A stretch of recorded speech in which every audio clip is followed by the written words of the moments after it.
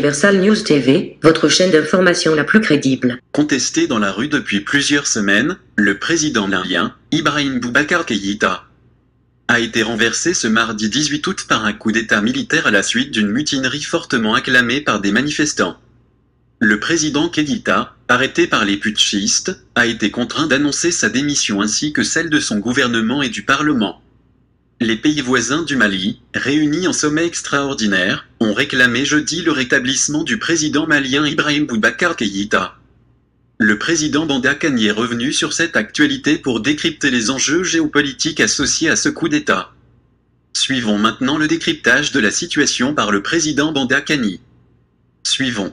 Bonsoir l'Afrique et bonsoir le monde. Bienvenue mesdames et messieurs à cette édition spéciale consacrée au Mali. Bien sûr, nous parlons de la démission du président Ibrahim Boubacar Keïta après le coup d'État du 18 août 2020 qui rentre dans les annales de l'histoire. Eh bien, la France et la CEDEAO saisissent le Conseil de sécurité pour tabler sur la question malienne. Mais à côté de tout cela, il faut bien s'interroger sur les leçons à retenir en partant bien sûr de ces revendications sociales qui se sont transformées en revendications politiques. Eh bien, que doit-on comprendre de la situation au Mali? On en parlera bien sûr cet après-midi avec deux de nos invités. Bien sûr, du côté, de l'autre côté, je vais dire, du miroir, nous avons notre géopoliticien Mikhaël Ergorov qui est avec nous ce soir. Bonsoir Mikhaël Ergorov.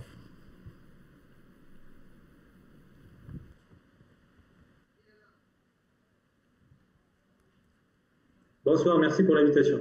Voilà, je rappelle que vous êtes internationaliste, et bien, quelque part spécialisé sur les questions africaines. L'Afrique, vous la connaissez du mieux que vous pouvez et la situation malienne, vous l'avez suivie également comme tous les autres citoyens du monde. Je reviens à vous dans quelques instants, le temps de vous présenter bien sûr le second panéliste. Il s'agit bien évidemment du président Bandakani qui est avec nous. Bonsoir président. Bonsoir mon cher Bachir. Bonsoir à toute la galaxie d'appel sur le continent. Eh bien, c'est une édition spéciale aujourd'hui. Ah bon, c'est une édition spéciale. Bon, bonsoir donc à tout le monde pour l'édition spéciale. N'est-ce pas? Je voudrais saluer M. Igorov, n'est-ce pas? Et toute vraiment la communauté des Africains et tous les fans d'Afrique média dans le monde entier. Et j'ai une pensée spéciale pour le Mali. J'ai une pensée spéciale pour le Mali, pour le peuple malien, n'est-ce pas? Nous souhaitons beaucoup de paix, beaucoup de sérénité, n'est-ce pas? Au Mali et à son peuple. Oui, beaucoup de sérénité, il faut bien le dire, le Mali en a besoin, ce pays qui vient de loin, Mikhaël Ergorov. Alors, quelle est votre lecture de la situation malienne? Il faut bien rappeler que nous sommes partis des revendications sociales pour aboutir finalement à des revendications politiques qui ont conclu elles-mêmes à la chute d'Ibrahim Boubacar Keïta. Bon, moi, je pense qu'effectivement, dans cette situation, la première chose à dire, c'est qu'il faut respecter la souveraineté malienne. Et c'est aujourd'hui un grand problème, justement, lorsqu'on voit la réaction de plusieurs États, notamment des États-Unis et de la France, qui ont déjà condamné, comme ils disent, le coup d'État. Effectivement, c'est déjà une violation de la souveraineté, parce qu'on sait que les manifestations au Mali, des populations maliennes, de la société civile malienne, ça n'a pas commencé hier, ni avant-hier. Ça fait des mois qu'il y a des manifestations. Effectivement, il y avait des revendications sociales, puis il y a eu des revendications politiques qui touchaient, entre autres, au volet sécuritaire, parce que les citoyens maliens étaient fatigués de vivre dans l'insécurité, d'autant plus qu'il y a un partenaire qui s'appelle la France, qui est présent depuis plusieurs années sur le territoire du Mali, mais qui n'a pas apporté le résultat en matière de sécuritaire, justement, dans laquelle il devait apporter un résultat. Donc, toute cette fatigue qui caractérisait la population, on l'a vu, finalement, le résultat, c'est qu'il y a eu des militaires qui ont pris les choses en main et qui ont soutenu les revendications populaires. Le reste, on va suivre. On va pas, je pense que pour ma part, je ne dois pas en dire plus parce que le reste, il faut suivre. Il faut laisser les Maliens gérer la situation, puisque c'est de leur pays qu'il s'agit. Mais moi, ce que je trouve totalement déplacé, encore une fois, c'est la réaction d'un certain nombre d'États, et en premier lieu des États-Unis et de la France. Parce qu'il y a déjà eu condamnation. Les États-Unis ont carrément émis un communiqué à travers leur émissaire pour le Sahel, qui a dit que toute tentative de changement extra-constitutionnel, que ce soit par la rue ou par les forces de défense et de sécurité, est inacceptable pour eux. C'est quand même vraiment incroyable d'entendre ça de la part d'un représentant d'un pays qui est justement spécialisé dans les coups d'État au niveau mondial qui est spécialisé dans toutes sortes de déstabilisation. Et d'ailleurs, le 2 poids 2 mesures qui m'a vraiment choqué, qui ont suivi l'actualité de la dernière semaine, c'est le parallèle avec la Biélorussie. Bon, c'est effectivement une autre région, mais en Biélorussie, ils appellent l'opposition qui ne reconnaît pas la réélection du président Alexandre Loukachenko à manifester. Ils veulent un changement de pouvoir. Ils disent ne pas reconnaître Loukachenko comme étant le président de la Biélorussie. Et lorsque cela va à l'encontre de leurs intérêts géopolitiques, là, il y a tout de suite condamnation. Et ça traduit encore une fois toute cette hypocrisie qui caractérise les élites occidentales dans leur ensemble, et notamment Washington et Paris. C'est vrai qu'à écouter le son de notre cher Egorov, j'espère qu'on pourra régler ça au cours de l'émission. Il y a un écho qui nous empêche de bien saisir, mais le message il est clair. Egorov trouve assez déplacé les réactions des États-Unis et de la France, notamment sur cette question malienne. Il estime qu'il y a quelque part du 2 poids 2 mesures. On en saura davantage tout à l'heure. Président Bandakani, alors, comment vous avez apprécié ce qui s'est passé au Mali? Bon, moi, le président Ibeka n'a jamais été quelqu'un pour qui, vous le savez, pour qui j'ai placé le moins d'espoir. Et ça, depuis la première élection au Mali, nous avons été clairs ici. J'avais été en première ligne ici pour dire que ce monsieur, il ne va rien apporter de bon à son peuple. Il arrive au pouvoir sur les chars français. Vous comprenez? Donc, et à l'époque, vous savez par quel processus M. Ibeka est arrivé au pouvoir. Il y a eu un coup d'État de la part de M. Sanogo. Et on a vu comment la France avait instrumentalisé ce coup d'État pour venir diviser le Mali en deux et imposer une base militaire en mentant devant le monde entier. Nous avons été en premier lieu à l'époque pour dénoncer ce coup, ce crime politique encore de la France. Oui. Et vous vous souvenez à l'époque, beaucoup de Maliens appelaient ici pour s'en prendre à nous. Oui. Bon, en tout cas, les Maliens vous trouvez assez excessifs. Voilà, ils estimaient que moi je leur disais que voilà ce qui se passe chez vous. Les Français vous mentent, ils vont mettre une base militaire. La France a mis une base militaire pour avoir menti aux Maliens. Cette base militaire, c'est Barkhane, qui est devenue, à l'époque c'était l'opération Serval, c'est devenu Barkhane, qui a divisé le Mali en deux. On sait aujourd'hui qu'il y a une capitale de la France au Mali, qui est Gao, et d'un côté, il y a Bamako. Donc on a vu ça, et après on nous a porté Ibeka dans les chars français. Et là, un peu encore, nous avons parlé de ça ici, ben, on a été pris à partie.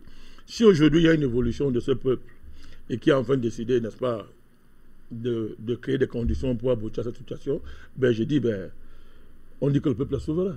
Alors, vous y voyez une évolution ou une révolution? Non, je vois une évolution du peuple malien. Vous voyez, il y a une évolution de comprendre aujourd'hui que, bon, il faut quand même dire que Ibeka a été élu 2 fois.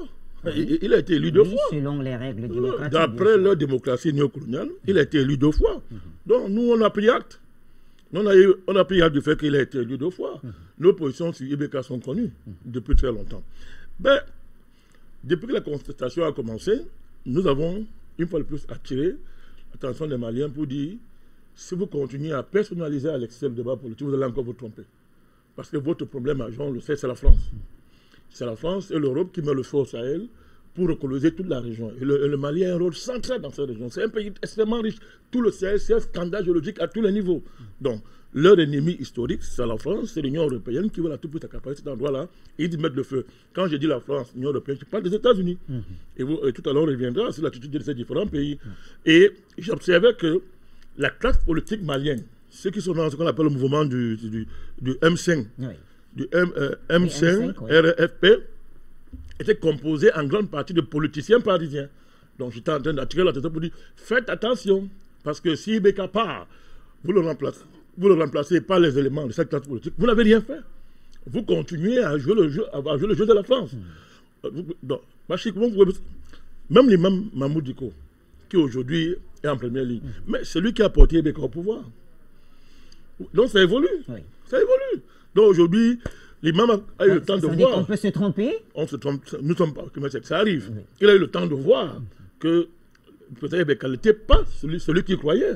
Mais nous, à l'époque, on avait déjà commencé à parler à l'époque pour dire que faites attention.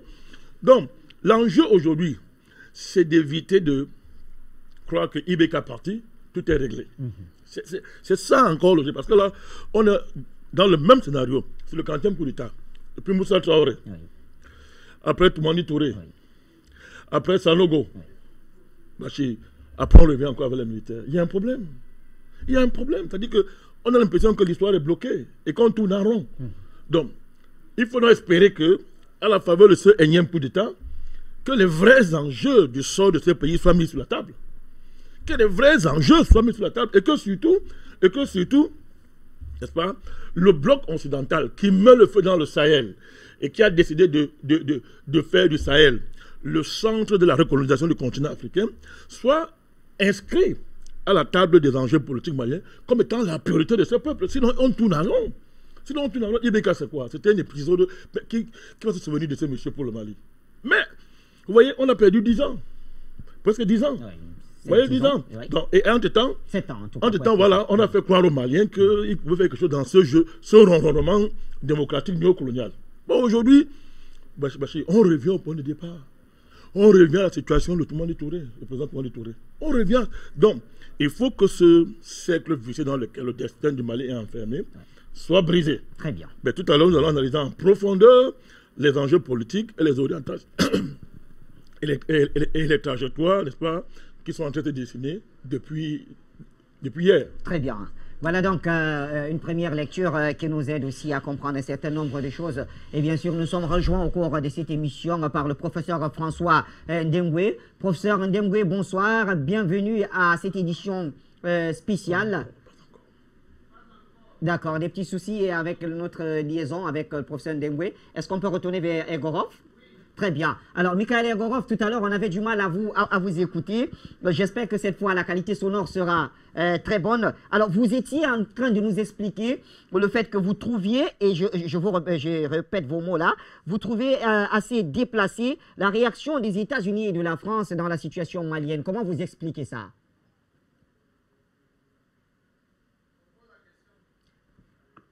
Mikhail Egorov? Oui, j'ai pas pu entendre votre question, il y avait un problème de son. Alors, comment vous expliquez donc le fait que vous nous dites que vous trouvez assez déplacé les réactions des États-Unis et de la France après ce coup d'État? Oui, parce que c'est le summum de l'hypocrisie. Comment un pays, puisque là il s'agit d'un groupe de pays, des pays qui sont des champions, entre guillemets, des coups d'État et des déstabilisations en tout genre de pays souverains, de Belgrade jusqu'à Caracas, de la Havane jusqu'à Damas, de Kiev jusqu'à Minsk, et ce genre de pays se permet de dire que voilà, pour eux, la société civile malienne ou les militaires maliens n'auraient pas le droit de prendre part à la vie politique de leur pays. Je trouve que c'est effectivement totalement déplacé, c'est hypocrite, et cela traduit une fois de plus que pour les élites occidentales, il y a uniquement l'intérêt géopolitique et géoéconomique qui compte, et c'est-à-dire que toutes ces belles paroles qu'ils prétendent diffuser au niveau mondial, à savoir la démocratie, la voix du peuple, les droits humains, ça ne signifie absolument rien. Et cette réaction par rapport au Mali le confirme, d'autant plus que cette semaine, on avait l'occasion, et on a toujours l'occasion de suivre les événements dans un pays ex-soviétique, à savoir la Biélorussie, où on voit où l'Occident essaye de faire tomber le président réélu Alexandre Loukachenko. Donc là-bas, il ne reconnaît pas les élections et il soutient les manifestations anti-gouvernementales. Et lorsqu'il s'agit de manifestations qui ont eu lieu au Mali contre le gouvernement du président Ibrahim Boubacar Keïta, là, ce n'est pas acceptable. Donc c'est à 300% du deux poids, deux mesures. C'est totalement hypocrite. Et je pense qu'il faut, encore une fois, rappeler aussi bien à Washington qu'à Paris et à d'autres capitales qui peut-être seront tentés à vouloir déstabiliser la situation ou à mettre de la pression, c'est que le Mali est un État souverain et qu'il faut respecter la souveraineté malienne et le choix des citoyens maliens et plus généralement des Africains. Les pays africains sont libres dans leurs décisions et c'est à eux que revient les choix politiques et le choix du modèle de développement qu'ils vont vouloir adopter. Je pense que c'est quelque chose qu'il faut... Ce que je suis en train de dire, c'est quelque chose de tout à fait, je pense, normal. Le problème, c'est qu'il faut à chaque fois le rappeler parce que, justement, les éléments en question refusent de voir la réalité du monde de cette façon. Pour eux, la prétendue communauté internationale, c'est toujours eux, alors qu'on sait parfaitement qu'ils représentent une extrême minorité. Si on prend le monde occidental dans leur ensemble, ça dépasse à peine peut-être 10% de la planète.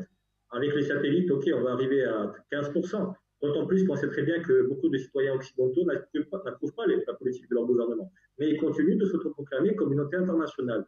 En oubliant qu'il y a les pays africains, en oubliant qu'il y a l'Amérique latine, la Russie, la Chine, l'Iran, d'autres puissances internationales qui soutiennent le monde multipolaire. Mais eux, ils font toujours la sourde oreille, ils prétendent parler au nom de tout le monde, alors qu'il faut mettre un terme à cela. La communauté occidentale n'est pas la communauté internationale. Ça, c'est quelque chose qu'il faut qu'ils se mettent dans la tête une bonne fois pour toutes. Et en ce qui concerne nous, les peuples non occidentaux, je pense que nous devons continuer à travailler, y compris en interaction ensemble, pour leur rappeler ces choses qui paraissent tout à fait logiques, mais qu'eux refusent d'accepter depuis déjà un bon moment. Très bien, voilà donc qui est mieux expliqué. Merci Yegorov. Et on revient à vous dans quelques instants. Est-ce qu'on peut entrer en contact avec le professeur Ndemgwe? Professeur Ndemgwe, est-ce que vous nous recevez? Décidément, c'est pas donc c'est pas prêt avec le professeur Ndemgwe, président Badakani. Alors, le Mali n'en est pas à son premier coup. Vous l'avez d'ailleurs cité en 68, c'était Moussa Traoré. En 91, Amadou Toumani Touré. En 2012, Amadou Haya Sanogo. Et aujourd'hui, la bande au colonel Diao, bien sûr. Mais en quoi ce dernier coup d'État serait-il différent des autres? D'abord, il faut rappeler que M. Moussa Traoré, il venait tout droit d'Indochine. C'était un soldat français d'Indochine. Il a renversé Modibo Keïta. Oui. Donc, Modibo Keïta, il faut le rappeler, qui était un anti-impérialiste. Un anti-impérialiste, oui, n'est-ce pas, qui voulait quitter le franc CFA, tout ça et comme ça. Donc, il faut bien préciser à quoi a servi Moussa Traoré. Oui. Il a servi à renverser Modibo Keïta, à casser la dynamique panafricaniste et libératiste du Mali. C'est cela d'abord l'inauguration des coups d'État militaires au Mali par M. Moussa Traoré. Après Moussa Traoré, il va passer tout le temps qu'il a passé à l'époque là-bas, couvert, protégé par les Français, jusqu'à ce qu'il y ait un mouvement démocratique, n'est-ce pas? On est dans les années 90, qui va, après avoir tué 500 personnes, parmi lesquelles beaucoup d'étudiants, le général Toumani Touré, qui était le chef d'état-major de Moussa Traoré, est obligé, n'est-ce pas, une fois de plus, pour sauver l'armée, l'essentiel, de renverser Moussa Traoré. Oui. Alors, M. Toumani Touré, lui aussi, rapidement, il est dans les cuisses des Français, on l'encadre et tout. Lorsqu'il commence à prendre, lorsqu'il veut commencer à prendre, n'est-ce pas, une certaine, lorsqu'il prend conscience et veut s'en démarquer, évidemment, on lui fout cette histoire de la savoir dans les cuisses, la question Touareg, et on rend le pays ingouvernable. Il y a coup d'État de M. Aya Sanogo. Vous vous rappelez, de Sanogo. Alors, M. Sanogo, il fait ce qu'il a fait. Dès qu'il fait son coup d'État, une dérive totale reprend dans ce pays-là. Et il y a une accélération de la présidence française qui vient comme s'il vient de sauver le Mali à l'époque. Vient sauver le Mali à l'époque. Et disent que non, s'ils n'intervenaient pas, les djihadistes devaient arriver à Bamako. Vous vous souvenez, non? Arriver à Bamako. M. Hollande avait été accueilli à l'époque comme un héros par les Maliens. Oui. C'est triste de rappeler ces choses. Hein. Mais nous, on criait ici que non. Hein? M. Fabius a dit non, il n'y aura pas de base militaire. Non, Afrique média, c'est les bras, il n'y a pas de base militaire. C'est à l'époque, à la faveur de l'opération Serval, et à l'époque, c'est M. Diokonda Traoré, n'est-ce pas, qui était à l'époque, qui a assuré la transition. À l'époque, donc, on l'a transformé et on a implanté Serval. La France a installé une base militaire au Mali. Et depuis, on fait le chantage au Mali. On dit, soit votre pays est divisé, on l'éclate, soit vous nous signez carrément, vous nous donnez notre sous-sol cadeau. C'est ça l'enjeu. C'est ça le problème. Tout le monde connaît qui est derrière ce qu'on appelle la question Touareg. Si on met ça sur la table, vous allez voir.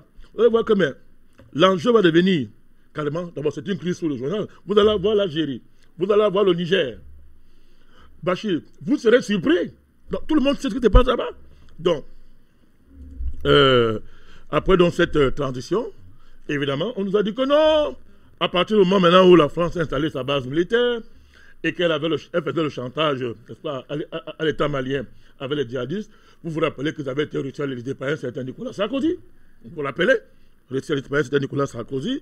Eh bien, la France laisse la situation, organise la terreur dans cette région-là. On a liquidé le président Kadhafi en sachant ce qu'on faisait. Le Sahel brûle, ça brûle, et l'État malien est dans l'incapacité d'assumer ses missions minimales régaliennes, mon cher Bachir. Quand vous n'avez pas la même mise sur l'ensemble de votre territoire, mais vous n'êtes plus une armée, vous n'êtes pas un État. Tout le monde le sait. Vous n'êtes pas un État, mon cher Bachir. Non, vous n'êtes pas d'État. La France fait semblant de lutter contre les djihadistes. Tout le monde a vu que quand le président Déby est entré en scène, pour en finir avec ces gens, qui a arrêté le président Déby? Vous voulez m'amener à rappeler les choses qui sont passées? C'est la France qui a arrêté le président Déby, voulait en finir avec ces gens, mais c'est la France qui a stoppé. Parce qu'elle préfère organiser les films là-bas, faire semblant d'intervenir, on fait des films de tournage. Parce que le problème de la France, c'est d'être le cheval de Troie du retour de l'Europe qui va s'y installer, s'accaparer des richesses du Sahel. Voilà l'enjeu, mon cher Bachir. D'ailleurs, je veux le dire, j'ai été l'un des premiers ici à être clair envers Ibeka. Mais je soupçonne que, fatigué, il s'est rapproché de la Russie et que les malheurs de M. Ibeka ont commencé quand il s'est rapproché de la Russie. Qu'elle a commencé à vouloir se détourner de ses parrains d'hier et de regarder vers la Russie parce qu'il a bien vu que son pays disparaît, ça ne vaut pas la peine. La présidence franco-occidentale dans le Sahel, au contraire, organise le développement du terrorisme, qu'elle a pris conscience, c'est tardivement, il s'est tourné vers la Russie. Je soupçonne, et rassurez-vous, je trouverai les éléments, que c'est l'une des raisons, n'est-ce pas, de son départ. Donc aujourd'hui, croyez-moi, hein, je ne baisse pas les lames sur le sort de M. Ibeka, vous le savez, je ne baisse pas les lames sur son sort, mais... Sans toutefois encourager un quelconque coup d'État. Afrique médiane n'a jamais encouragé un coup d'État. Jamais de la vie. Donc, mais je dois le dire que je ne pleure pas sur son sort. Oui. Voilà, vraiment, je ne pleure pas sur le sort de M. Ibeka.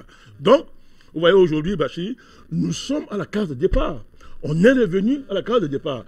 Oh, qui a intérêt à ce statu quo, Bachir? Tout à l'heure, on reviendra. Qui a intérêt? Votre titre est assez clair.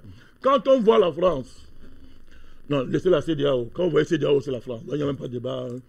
Que la France va saisir le Conseil de sécurité, mais c'est amusant. Mon cher Bachir, c'est amusant, ça fait sourire. Mais la France est en train de dire qu'elle est très attachée au processus constitutionnel. Ça fait rire. Il n'y a pas le processus institutionnel en Libye, Bachir. Il n'y en a pas en Syrie, il n'y en a pas au Venezuela. La France, l'Angleterre, ces pays-là sont en train de vouloir imposer au Venezuela un voyou. Au point de confisquer l'or de ce pays. L'Angleterre a confisqué l'or du Venezuela. Quand Maduro demande, on dit non, on ne te donne pas. Lorsque l'autre va arriver au pouvoir, Juan Guaido, qui n'a aucun mandat présidentiel au Venezuela, on te remettra ton nom. Vous avez vu ce monsieur marcher dans la rue 2 jours, et monsieur Trump, les Occidentaux ont dit qu'il est président. Nous n'était l'enracinement du président Maduro, mais ce voyou serait président au Venezuela, alors qu'il y a une constitution au Venezuela, mon cher Bachir. Les Américains, dernièrement, ont essayé, dans la pure tradition du Far West, d'envoyer des mercenaires pour aller tuer Maduro, renverser le gouvernement. On les a attrapés. Vous comprenez? Et ce même pays aujourd'hui ose parler de son attachement des processus constitutionnels, mon cher Bachir. Donc on comprend déjà où ça part. Les enjeux sont clairs. Quand vous voyez la France courir au Conseil de sécurité, faire semblant de vouloir jouer la carte de la légalité internationale, c'est que dans cette affaire, elle est en train de perdre le terrain. Et moi je dis, si vraiment, je répète, je dis, si vraiment les Russes ont mis les pieds dans le Sahel, je dis bienvenue. Moi je dis bienvenue. Bienvenue. Mais parce que Bachir, le minimum qu'il y a à faire, c'est au moins de redistribuer les cartes dans cette région-là. C'est de cela qu'il s'agit. Oh, moi j'ai peur d'une chose, c'est que la France a encore les capacités de nuisance parce que l'essentiel de la classe politique malienne, je ne dis pas la société civile, vous comprenez? Je ne parle même pas des panafricanistes maliens qui ne sont pas encore très organisés. L'essentiel de la classe politique qui est dans ce mouvement-là, le M5, là, le M5, RFP, est une classe politique parisianiste. Elle reçoit ses ordres de Paris. Oh, j'ai peur qu'elle torpille.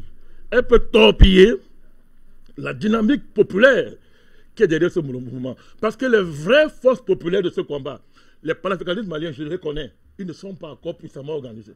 J'espère qu'ils vont s'organiser. L'imam Mahmoud Diko, ce n'est pas encore très clair. Ses positions sont claires. Il demande le départ de Barkhane depuis. Il le dit ouvertement. C'est à son honneur. Mais quel est son projet? C'est-à-dire, une fois, parce que hier, celui qui a porté Ibeka au pouvoir, il s'est retourné. Est-ce que demain, ça ne sera pas la même chose? Donc, ce n'est pas clair. Tout ça, ce n'est pas clair. Nous espérons que le peuple malien, les véritables forces populaires du Mali, ceux qui se réclament de la tradition panafricaniste malienne, qui est très vieille, mon cher Bachir, les vrais Maliens, les vrais acteurs, n'est-ce pas, populaires maliens, prendront le dessus sur les forces politiciennes liées à Paris pour, n'est-ce pas, sortir le Mali du joug franco-européen américain. Très bien. Merci, président Madakani. On retourne vers Michael Hergorov qui me semblait très... C'est bon avec le professeur? Très bien. Allons d'abord vers le professeur avant de retourner vers notre cher Hergorov. Professeur, bien le bonsoir. Et cette fois-ci, je crois que c'est la bonne. Alors, quelle est votre lecture de la situation qui prévaut aujourd'hui au Mali? Merci beaucoup et bonsoir à tous nos amis panélistes. La situation au Mali me fait penser à trois choses. Premièrement, on est en face d'un problème entre le conflit entre la légitimité et la légalité. Ça veut dire qu'on a beau être président élu, à un moment donné, le problème de légitimité se pose. Et on a vu que ce problème s'est posé pendant plusieurs mois. Et au moins, le bénéfice qu'on peut donner au président Ibeka, c'est qu'il a laissé les manifestations. Il n'a pas interdit les manifestations. Alors que dans d'autres pays, les manifestations sont interdites, alors la population ne peut pas s'exprimer. La rue est un lieu de compétition politique pacifique.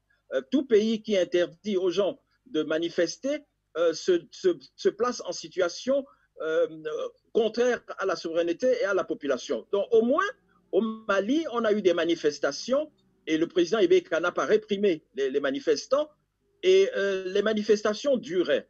Donc ça veut dire qu'il devait comprendre qu'il y avait un problème de légitimité. Il ne pouvait pas rester indéfiniment, il fallait qu'il trouve une solution. Malheureusement, la solution est intervenue comme celle-là.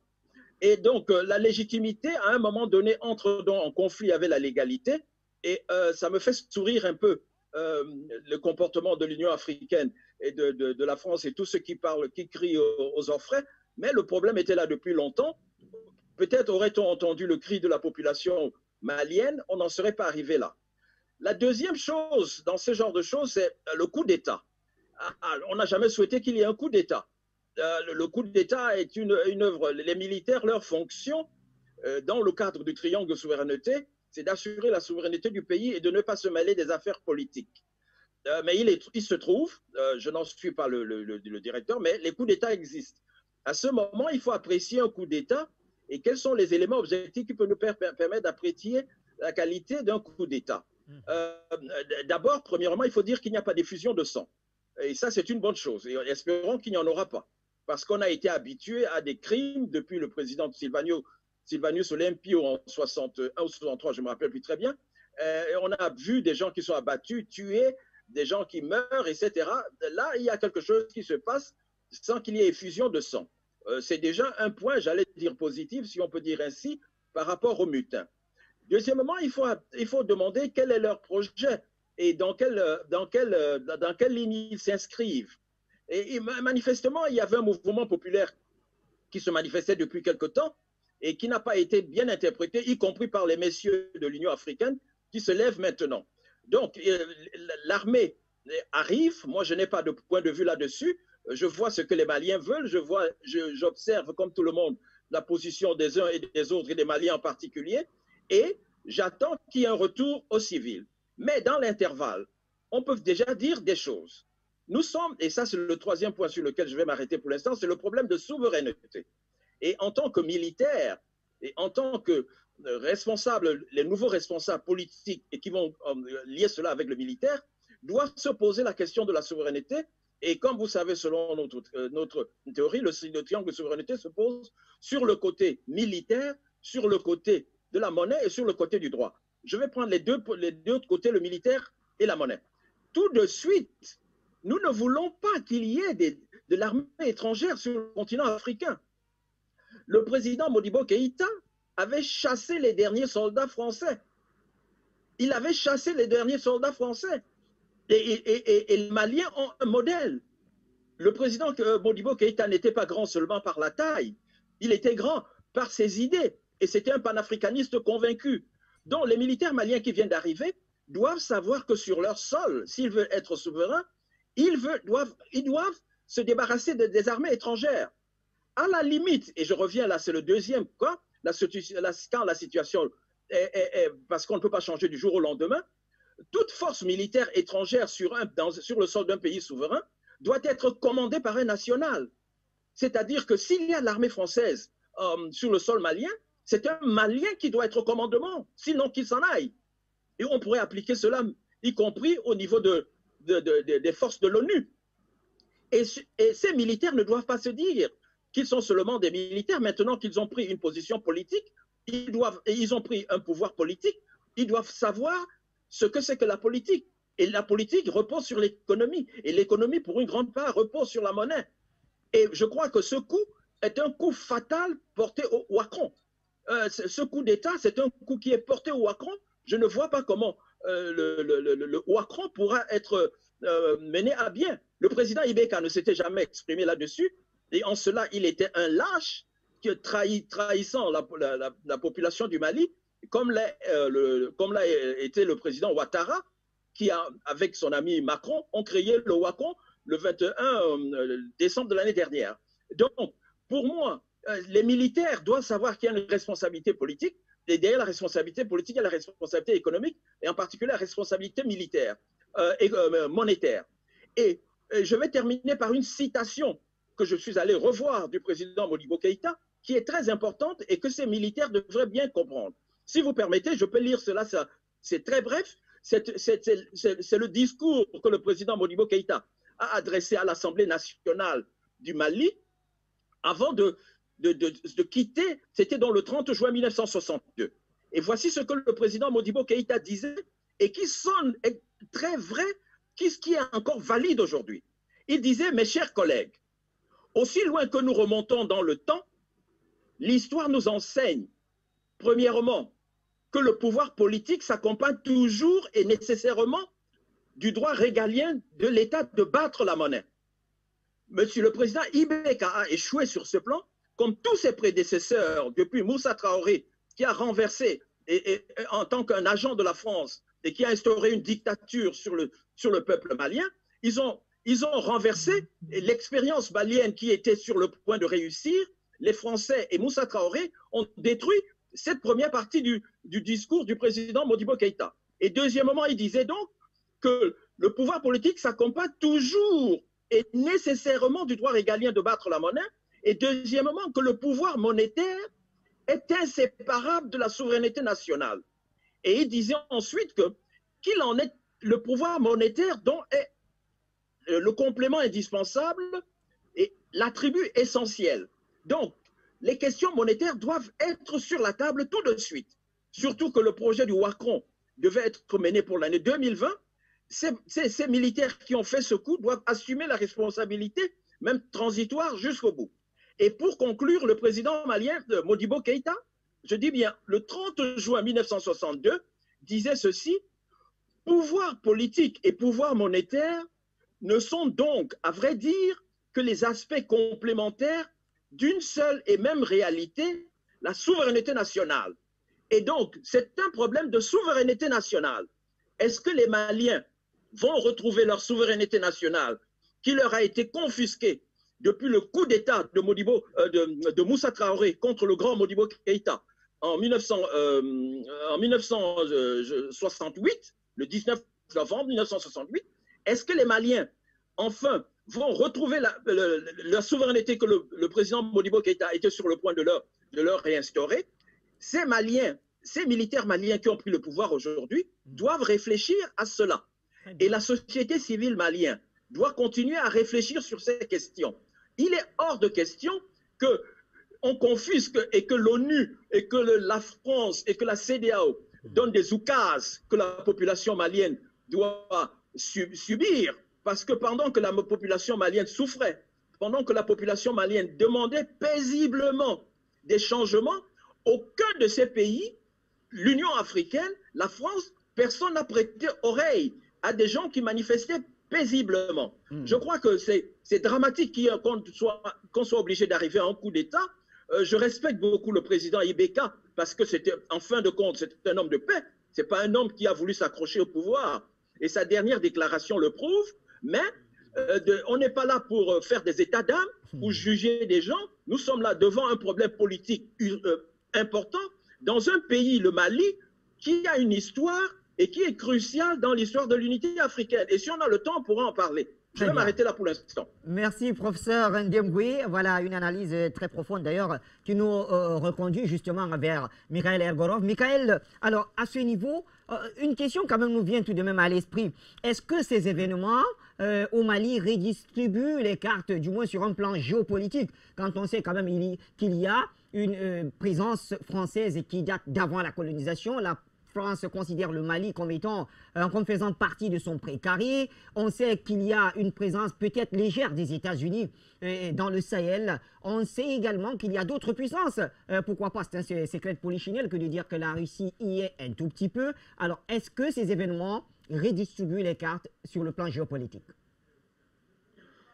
Oui, alors, je pense que pour répondre à cette question, il faudra suivre les prochaines décisions qui vont en sortir et il faudra aussi suivre les actions que vont entreprendre justement les puissances étrangères qui ont des intérêts et qui sont impliquées dans tout ce qui se passe au Mali, en tout cas qui sont également présents sur le sol malien. Effectivement, la France, vous l'avez cité. Et moi, je pense que je rejoins entièrement ce que vous avez dit tout à l'heure et ce que l'a dit M. Bondakani et le professeur Ndemgui, qui a parlé qu'aujourd'hui, il est plus que jamais temps de récupérer la souveraineté malienne. Tant qu'il n'y aura pas une véritable et forte souveraineté nationale, qui effectivement concerne plusieurs volets. Ça concerne le volet sécuritaire, le domaine de la défense, ça concerne le volet économique, notamment monétaire auquel a fait référence le professeur Ndemgui. Effectivement, aujourd'hui, il est temps que les Maliens prennent les choses en main et effectivement, c'est la responsabilité aujourd'hui des personnes qui ont pris ces responsabilités. Je pense qu'aujourd'hui, il est crucial pour eux de maîtriser la situation, de maîtriser la paix civile et effectivement se mettre au travail très rapidement. En tout cas, moi, je peux le dire uniquement en tant qu'observateur, parce que je pense que c'est les Maliens qui doivent construire leur avenir et cet avenir, effectivement, ne peut se faire de façon sérieuse et forte sans la souveraineté. Tant qu'il n'y aura pas une véritable et forte souveraineté nationale à tous les niveaux, le Mali sera toujours donc une source de déstabilisation, une source d'insécurité, et il y aura toujours des forces qui vont profiter de ces ressources et profiter des divisions qu'ils créent eux-mêmes pour mieux s'accaparer des richesses et mieux contrôler la situation aussi bien dans ce pays que dans la région du Sahel de façon générale. Donc il est primordial aujourd'hui que les Maliens prennent les choses en main et défendent leur souveraineté. En ce qui concerne les acteurs étrangers, bon, on a déjà vu la réaction américaine et française, donc qui condamnent, voilà, de façon, pour moi, j'insiste bien, totalement hypocrite, parce que c'est de l'hypocrisie ce qu'ils sont en train de faire.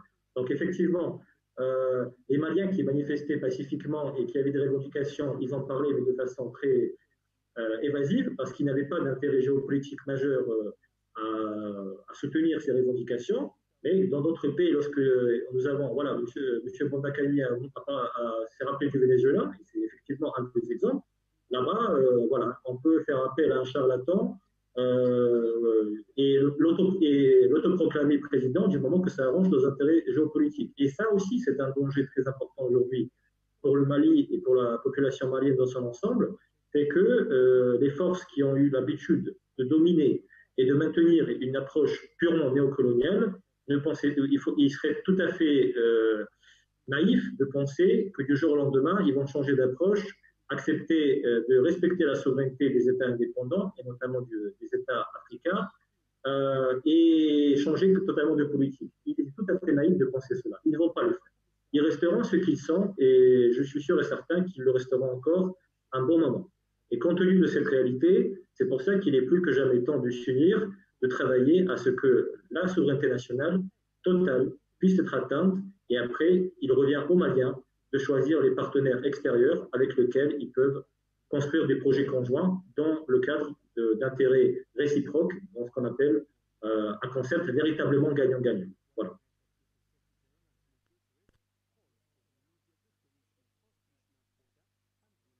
Converger vers la même direction, donc ce qui est assez rassurant quand on sait que nous aspirons tous vers cette souveraineté de nos États. Et justement, président Bondakani, alors les Maliens veulent la liberté et la souveraineté, ils l'ont manifesté à travers tout ce qu'on a pu voir. Mais est-ce que la volonté des Maliens cadre avec les désirs de ces grandes puissances qui représentent la grande communauté internationale? Non, le génie de l'impérialisme occidental dans ses versions tropicales, c'est d'avoir créé une rupture entre le peuple et son expression politique.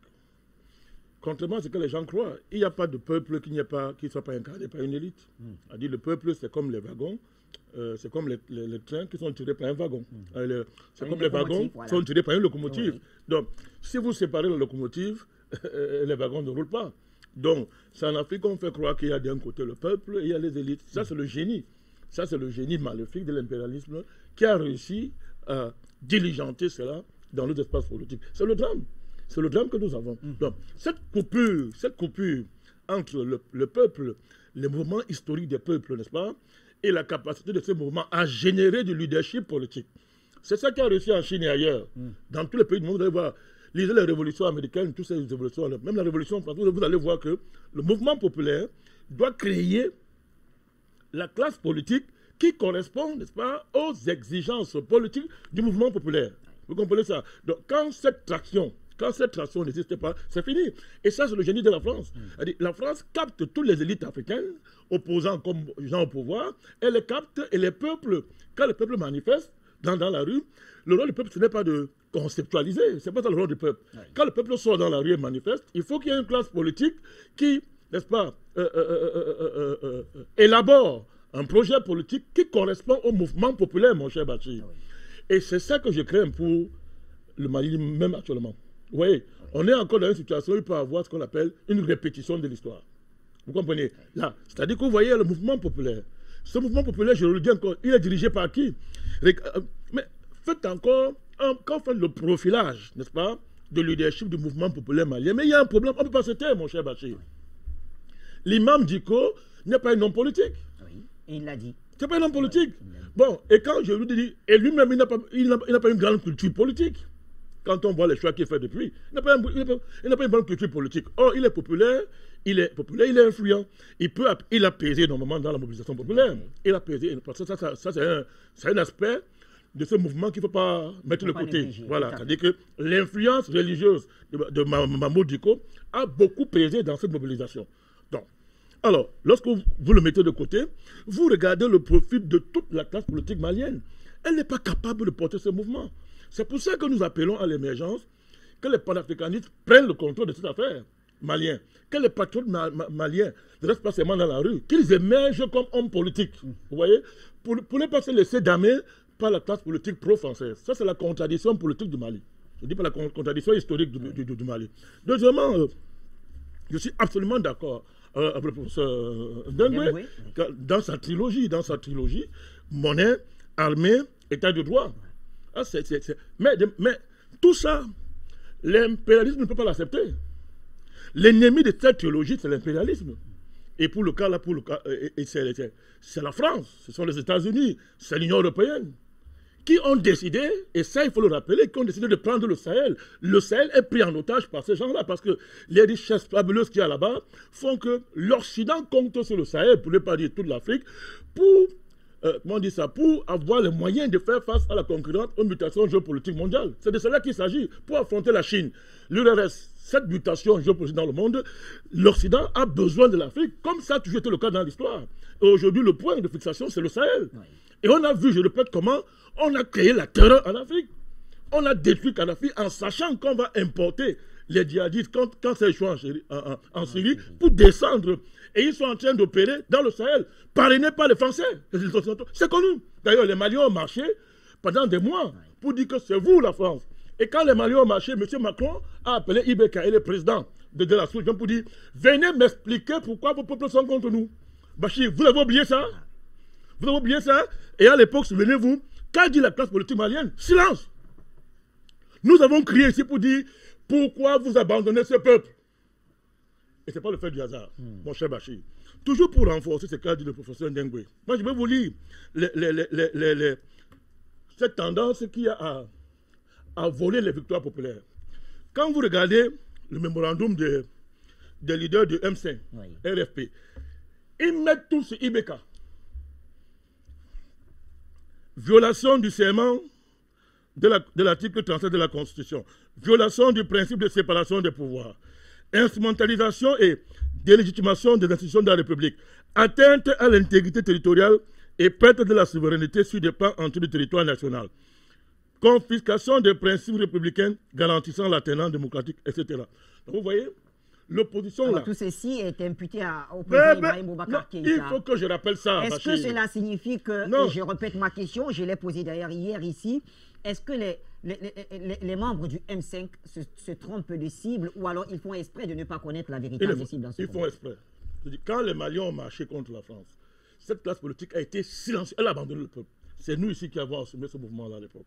Oh, maintenant, regardez, alors que le pays négocie un tournant, tout à l'heure, qu'on appelle le professeur Dengwe, dis-moi où est-ce qu'on parle de monnaie dans ce mémorandum? Où est-ce qu'on parle de l'armée dans ce mémorandum? Où est-ce qu'on parle même de l'état de droit dans ce mémorandum? Où est-ce qu'on parle de souveraineté dans ce mémorandum? Mon cher Bachir, ils disent que tout ça c'est IBK. Mais ça fait rire. Et la plupart de ceux qui le disent ont été dans les gouvernements successifs. D'autres ont même travaillé avec IBK. Mais on ne peut pas laisser passer une telle duplicité politique, ça ne marche pas. Mais c'est ça le danger. C'est-à-dire que le peuple se mobilise et que des caïds de politiciens de bas niveau détournent ça parce que, n'est-ce pas, ils comptent sur la France.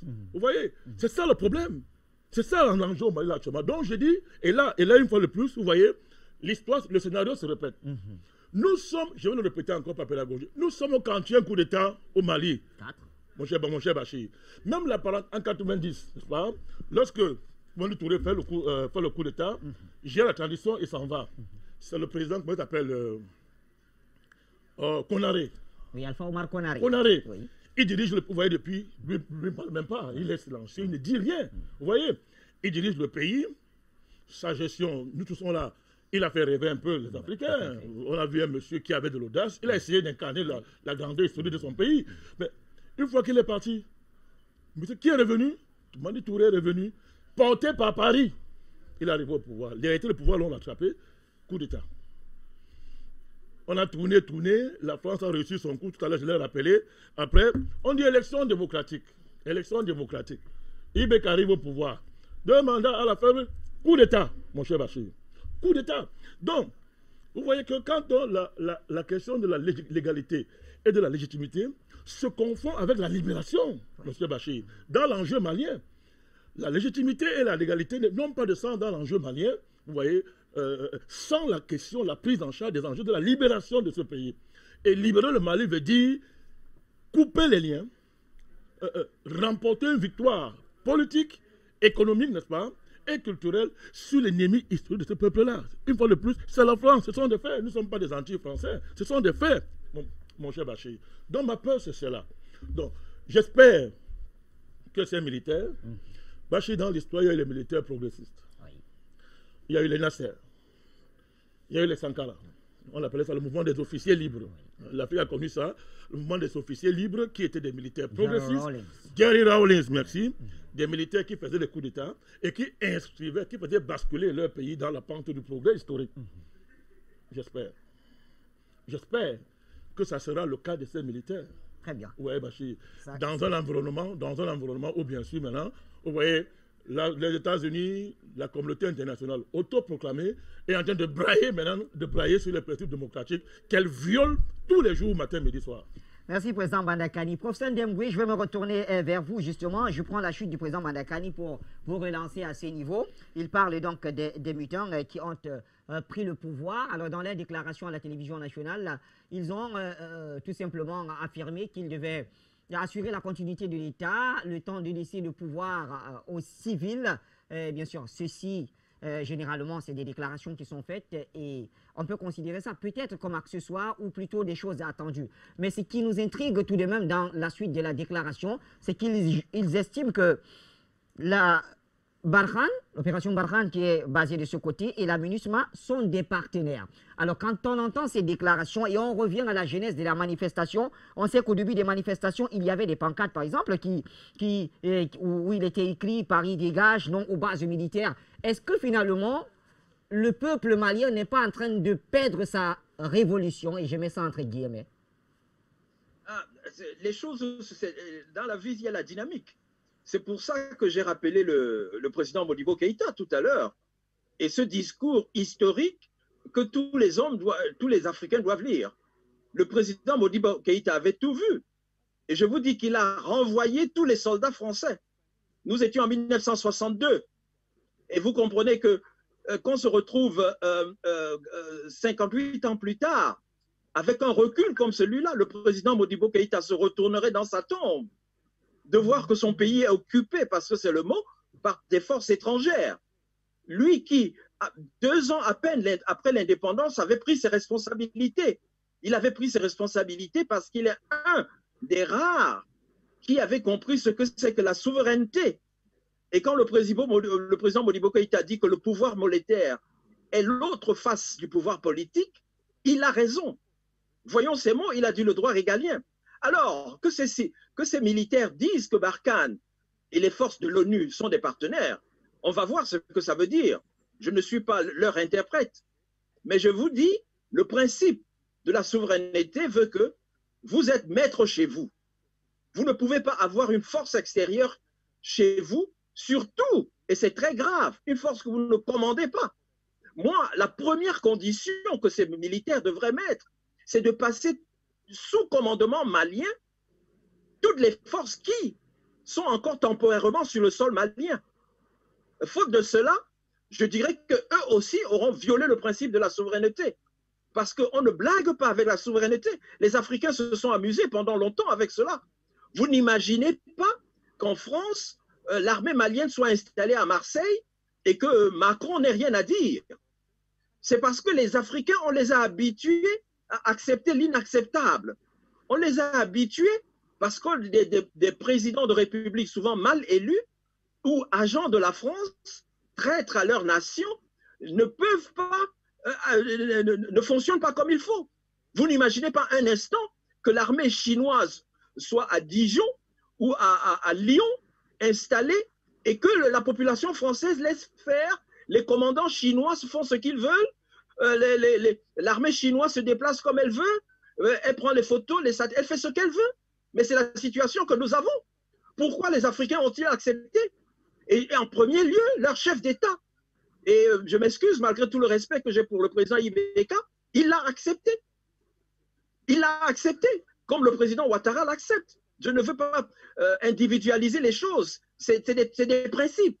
Quand on a à la tête, quand on dit qu'on va diriger des millions de personnes, qu'on va diriger une nation, on ne dirige pas sa boutique.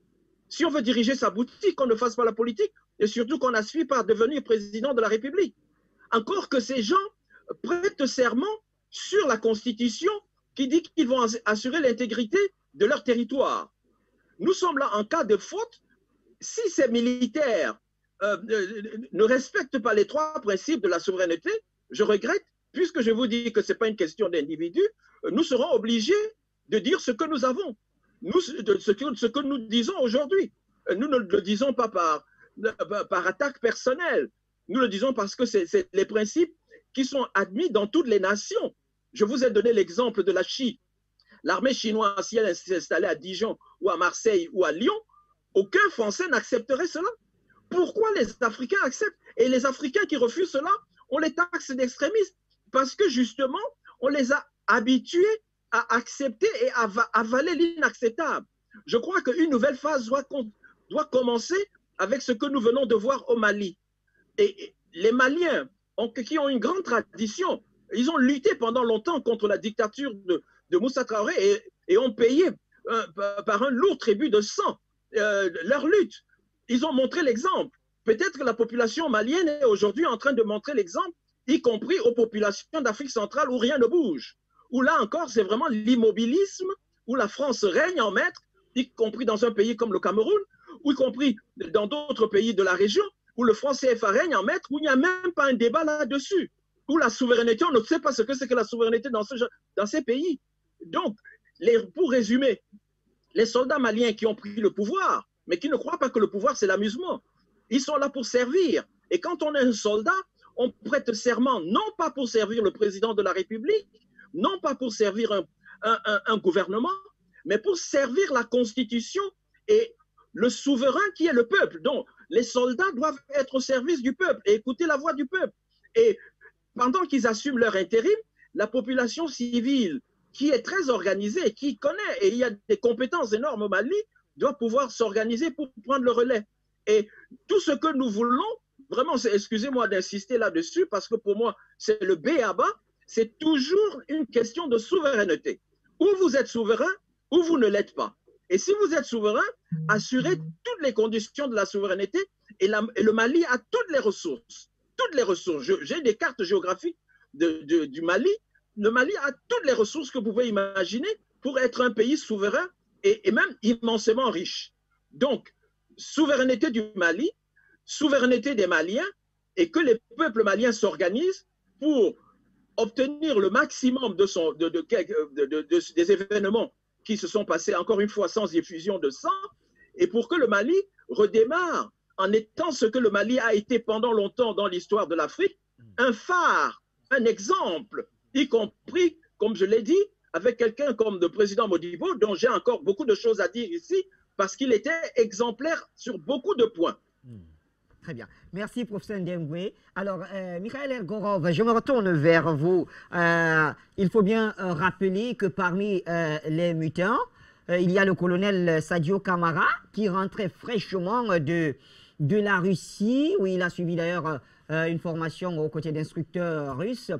Est-ce que cela pourrait faire voir une quelconque mainmise justement de Moscou dans ce qui se passe aujourd'hui au Mali? Pour ma part, je ne pense pas forcément, parce que vous savez que la formation des militaires maliens à l'époque en URSS et puis dans la Russie post-soviétique, c'est quelque chose qui se passe de façon régulière. Il y a de nombreux officiers maliens qui suivent une formation dans les académies militaires en terre russe, en territoire russe. Donc, lier cela automatiquement au fait que Moscou aurait pu y avoir un quelconque intérêt. Bon, vous savez, moi, ce que je pense, c'est que si jamais, effectivement, avec tous les défis et tous les sujets qui ont été abordés aujourd'hui par vous et tous les intervenants, et qui sont très importants, évidemment, si ces choses-là vont commencer à se réaliser, croyez-moi, et ne soyez pas surpris que Washington comme Paris vont tout de suite accuser et dire que c'est à la main de Moscou dans ces événements. Donc, ne soyez pas surpris. Mais à mon avis, avant de faire une quelconque conclusion, je pense qu'il faut voir ce qui va se passer. Je pense que de toute façon, en ce qui concerne plus particulièrement la politique russe, la Russie n'a pas cette habitude d'interférer et de réaliser des coups d'État. C'est vrai qu'aujourd'hui, la Russie est devenue beaucoup plus active. La Russie est pleinement de retour sur l'arène internationale. La Russie est l'une des forces motrices du monde multipolaire, c'est tout à fait évident. La Russie est l'une des principales forces mondiales qui s'opposent justement à cette vision unipolaire et néocoloniale occidentale. Donc la Russie est aussi une force qui fait activement la promotion de la notion des souverainetés, du respect des peuples à décider d'eux-mêmes, à choisir leur avenir conformément à leurs traditions, conformément à leurs pensées, conformément à leurs valeurs, à leur histoire et beaucoup d'autres choses.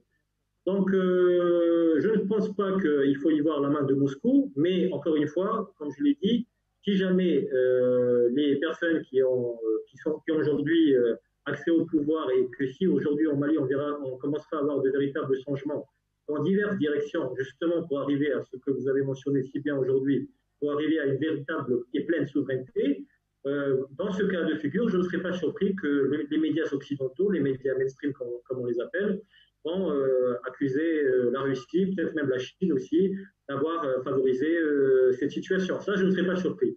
Mais je pense qu'il ne faudra pas réagir à ça. Le plus important, c'est que les Maliens soient gagnants dans cette situation, parce que c'est de leur pays qu'il s'agit, c'est de leur pays dont il est question, et c'est à eux de construire leur propre avenir sans interférence extérieure. Et après, en ce qui concerne des partenariats extérieurs, là aussi, dans le cadre de la souveraineté de n'importe quel État, quand il y a véritable souveraineté, que le gouvernement légitime et le peuple, les citoyens, pourront choisir le ou les partenaires qui considéreront être le meilleur pour des projets communs dans divers domaines.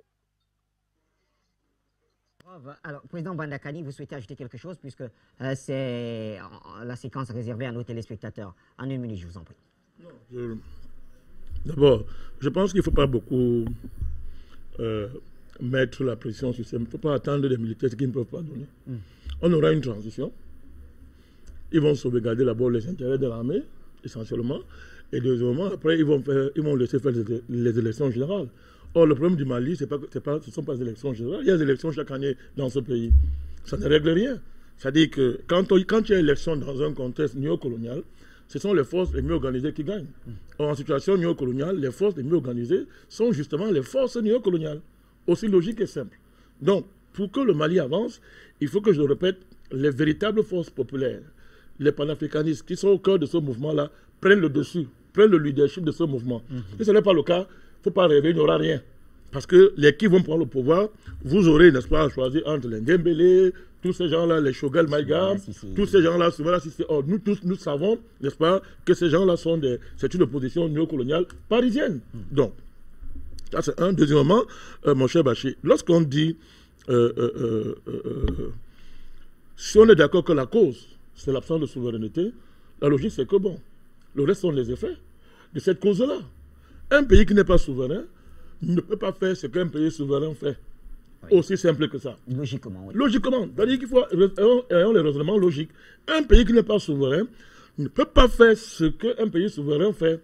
Donc il y a un processus, pour quitter de l'absence de souveraineté à la conquête de la souveraineté. Donc il faut être en mesure d'analyser le processus qui conduit, n'est-ce pas, à cette conquête-là, avec ses hauts et ses bas. Vous voyez un peu. On ne peut pas avancer l'histoire avec des injonctions morales. L'histoire, c'est l'organisation. Vous avez besoin d'un mouvement révolutionnaire, d'une théorie révolutionnaire, d'une organisation qui sait tenir, n'est-ce pas, gérer les flux et les reflux de l'histoire pour avancer. Je terminerai en disant que les militaires, ils n'ont pas les compétences politiques, économiques, géopolitiques nécessaires, n'est-ce pas, pour opérer le changement. Il ne faut pas rêver. Les militaires, la tête, ils sont là. Ils n'en ont pas les compétences. Ils savent faire la guerre, hein, ils gèrent les armes. Mais la politique, la gestion des enjeux géopolitiques de la sous-région demande une compétence en matière politique, en matière économique. Parce que tout à l'heure, quand le professeur parle de la monnaie, il faut des compétences pour gérer la monnaie. Il faut des compétences. Les militaires, là, ils n'en ont pas. Vous comprenez? Donc, vraiment, Bachir, je répète, on va tourner en rond. Mais une fois de plus, s'il n'y a pas un véritable renouvellement, n'est-ce pas, de la classe politique malienne, c'est-à-dire autour d'une nouvelle génération de personnes dynamiques, éclairées, compétents, ayant une clairvoyance au niveau de la géopolitique et des enjeux de leur pays, de la sous-région et de l'Afrique, on va tourner en rond. Merci, Président Madakani. Donc, la parole est à nos téléspectateurs. Et bien sûr, nous commençons par qui? Le standard?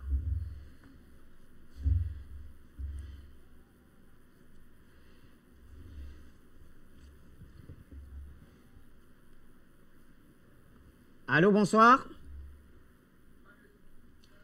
D'accord, il y a quelques petits réglages à faire avant de retourner à notre standard. Et bien, nous allons remonter vers le professeur Ndemboué. Et professeur Ndemboué, alors, nous constatons après tout simplement que la France et la CEDEAO ont saisi le Conseil de sécurité. Alors, comment faut-il comprendre cela? Parmi vos co-panélistes, je ne me souviens pas de qui exactement, qui parlait de la panique. Est-ce qu'il faut voir en cela une panique de la France en allant très rapidement saisir le Conseil de sécurité pour trancher dans cette affaire?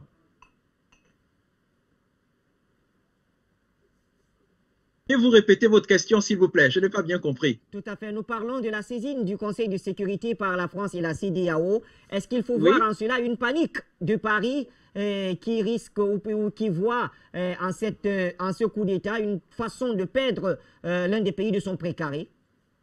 Ah, mais vous avez trouvé le mot, je crois que c'est la panique. Hein.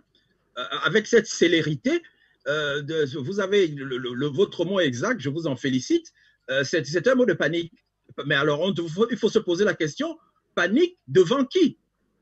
Panique devant la jeunesse malienne, panique devant la population malienne, panique devant un début de souveraineté. Je n'ai pas encore dit, nous n'en sommes pas encore là. C'est pour vous dire combien ces gens ont peur de la vraie souveraineté africaine. Et ça remonte à loin. Et la France est sûrement le pays le moins bien placé pour essayer de porter ce problème. Parce qu'un pays qui exerce le nazisme monétaire depuis 1945 sur ces pays, et le nazisme monétaire a été condamné à Nuremberg en 1946, je me demande comment un pays qui exerce le nazisme monétaire sur un ensemble de 15 pays africains peut avoir le toupet d'aller avoir une position morale. La France, de mon point de vue, est disqualifiée pour porter quelque jugement que ce soit. La France n'est vraiment pas le pays qu'il fallait pour faire cela. Bien sûr, les forces politiques internationales sont organisées pour la plupart contre nous. Et peut-être même qu'à l'ONU, ces 5 pays qui détiennent un droit de veto pourraient prendre une décision contre ces jeunes ces officiers maliens. On peut s'attendre à tout. N'oubliez pas que c'est la France qui a commandité l'assassinat, enfin, je ne vais pas dire ainsi, le coup de tout ce qui s'est passé en Libye. Et on ne lui a jamais posé des questions. La France devrait nous expliquer ce qui s'est passé en Libye et quelles sont les conséquences. Et le Mali est tout près. Donc le désordre au Mali, la France a une grande responsabilité pour cela. Et c'est pour ça que je m'étais opposé, y compris dans une émission, dans une télévision concurrente de la vôtre en France, à l'envoi par le président François Hollande des militaires maliens, des militaires français au Mali. J'étais opposé, je reste opposé. La France crée le désordre en Libye, il faut que la France assume son désordre. La France ne peut pas être le bon Dieu et le diable en même temps.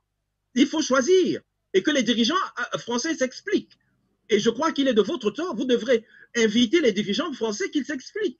Ils ne peuvent pas seulement utiliser le paravent de l'ONU ou bien certains dirigeants africains qu'ils ont placés là, qui sont leurs pantins, pour continuer à perpétuer leur domination sur la population africaine. Quelle panique devant la jeunesse malienne ne me surprend pas. Et demain, ce sera peut-être dans un autre pays, je ne vais pas citer de nom, pour ne pas attirer vous avez suffisamment d'ennemis pour ne pas vous attirer d'ennemis. Mais puisqu'on parle du Mali, et que vous m'avez posé la question sur la panique française, c'est une panique. C'est vraiment le mot, vous avez trouvé le bon mot. Mais maintenant, il faut qu'en face, les gens restent calmes. Parce que les militaires maliens, ils ne réclament pas de territoire à Paris, ils ne réclament pas de territoire à Dijon ou à Limoges. Ils sont chez eux, ce sont des Maliens. C'est la chose la plus naturelle. Mais enfin, c'est ce que je répète toujours. Pourquoi ce qui est naturel apparaît comme extrême? En Afrique, vous défendez votre territoire, on va vous accuser d'extrémiste. Et s'ils avaient des prétentions sur Marseille, s'ils avaient des prétentions sur je ne sais pas, Lyon, Clermont-Ferrand, on dirait oui, stop. Mais c'est le contraire. C'est l'agresseur qui est là depuis l'esclavage, la colonisation, ce qu'on appelle improprement néocolonisation, mais qui est en fait le néo-esclavage. Et ensuite, c'est ces-mêmes qui veulent donner des leçons de morale. Ce n'est pas acceptable. Ce n'est pas acceptable ni sur le plan moral et encore moins sur le plan politique. Nous sommes là dans une situation, peut-être qu'ils ont la force militaire avec eux, mais ils n'auront jamais la force morale. Depuis De Gaulle, ils n'auront jamais la force morale. C'est eux qui savent ce que l'Afrique leur a apporté. Ils n'ont jamais rien apporté à l'Afrique. Donc, le Conseil de sécurité peut prendre la décision qu'elle veut, et même, excusez-moi, le monsieur Moussa Faki, j'ai vu ce communiqué de l'Union africaine, ça me fait rigoler. Ça me fait rigoler parce que eux, l'Union africaine, avant même d'aller au Conseil de sécurité, on pouvait voir que l'Union africaine aurait pu avoir un comportement un peu plus digne. Mais là aussi, l'Union africaine a un comportement tout à fait indigne. L'Union africaine, on pourrait lui poser, par exemple, on a vendu des Africains en Libye, on nous a dit qu'on allait faire des enquêtes, on n'a jamais entendu l'enquête. Donc l'Union africaine est dans une position morale très faible pour s'adresser aux Africains. Et si le président de la Commission de l'Union africaine savait qu'il avait l'engagement ou l'apport moral des Africains, il se rendrait au Mali pour parler. Mais imaginez l'accueil qui lui sera réservé là-bas. Imaginez l'accueil. Donc on ne peut pas, parce qu'on a des positions officielles, mépriser à ce point. L'Union africaine a des responsabilités dans cette histoire. Parce que, et ce n'est pas seulement au Mali, le feu brûle dans plusieurs pays africains et l'Union africaine attend que tout brûle complètement et pendant que l'on tue des gens, on n'entend pas l'Union africaine. Pendant que des gens souffrent, on n'entend pas l'Union africaine. Que l'Union africaine vienne à la fin et dise, en proclamant des positions de principe, l'Union africaine, ce n'est pas une ONG du quartier. C'est l'organisation continentale qui devrait donc avoir une force morale avec elle, à partir de laquelle elle pourrait agir efficacement.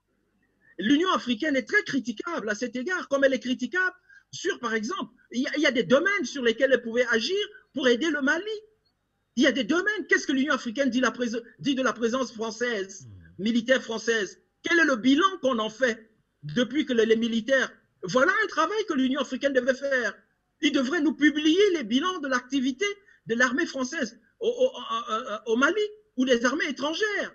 Il ne suffit pas de faire des prononciamientos pour que tout marche. Redescendez au niveau du peuple. Moi, je ne m'occupe pas des Nations Unies. Les Nations Unies, on peut remonter sur l'histoire, les Nations Unies ont très rarement joué en faveur de l'Afrique.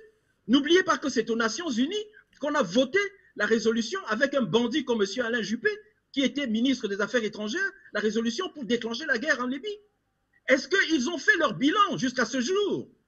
Voilà le travail qu'on attend de l'Union africaine.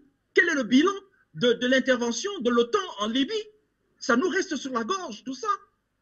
Et ils n'en parlent jamais parce qu'ils ont peur et que ce sont leurs maîtres. Et qu'ils ne sont pas là pour servir l'Afrique.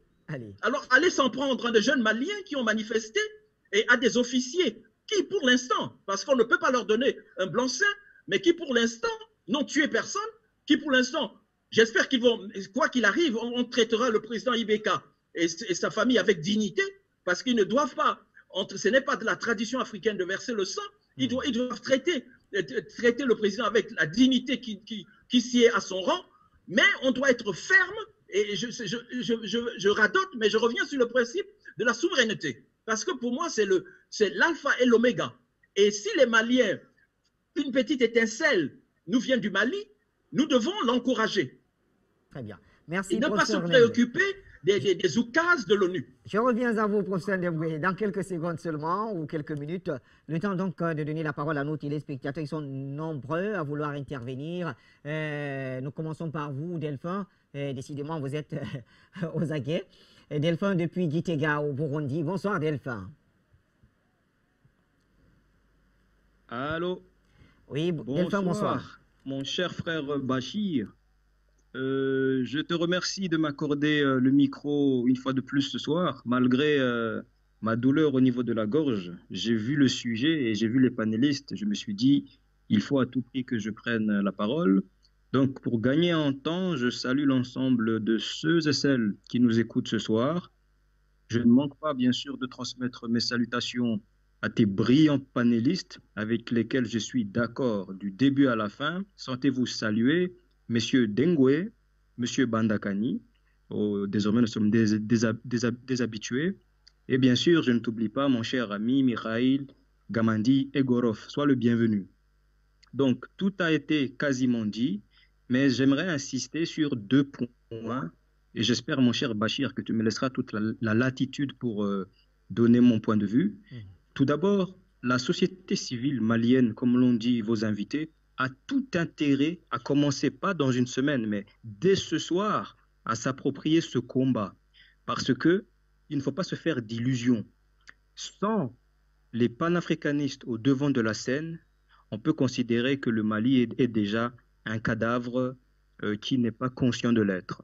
Le deuxième point, j'aimerais rendre un peu hommage à l'État russe. Il y a beaucoup de contresens qui ont été dites parfois sur les plateaux d'Afrique Média. Et je pense qu'en tant que Burundais, je peux servir de garant sur la méthodologie russe en Afrique. Ces gens-là ne sont pas du tout des gens qui envahissent et imposent leurs conditions dans les pays où ils sont invités. Et pour revenir légèrement sur ce que je dis au début, les Russes n'ont consenti à donner de l'aide au Burundi parce qu'ils ont vu qu'il y avait des Burundais, en l'occurrence l'ex-président Pierre Nkurunziza, qui étaient déjà prêts à se battre pour eux-mêmes. Les Russes n'ont constitué, j'allais dire, qu'un parapluie. Sinon, c'est nous qui sommes allés dans la pluie, se mouiller, se battre. Donc, là-dessus, c'est non négociable. Sinon, les Maliens, franchement, n'iront pas loin. Donc, ces 2 points sont très importants. Ils doivent damer le pion à tous ces bavards, soi-disant démocrates, là, Jean-Yves Le Drian et compagnie. Ensuite, effectivement, comme l'a dit notre ami Egorov, ce sera aux Maliens de choisir avec qui, à l'extérieur, travailler. C'est peut-être les Russes, c'est peut-être les Turcs, peu importe. Ça, c'est leur choix à eux.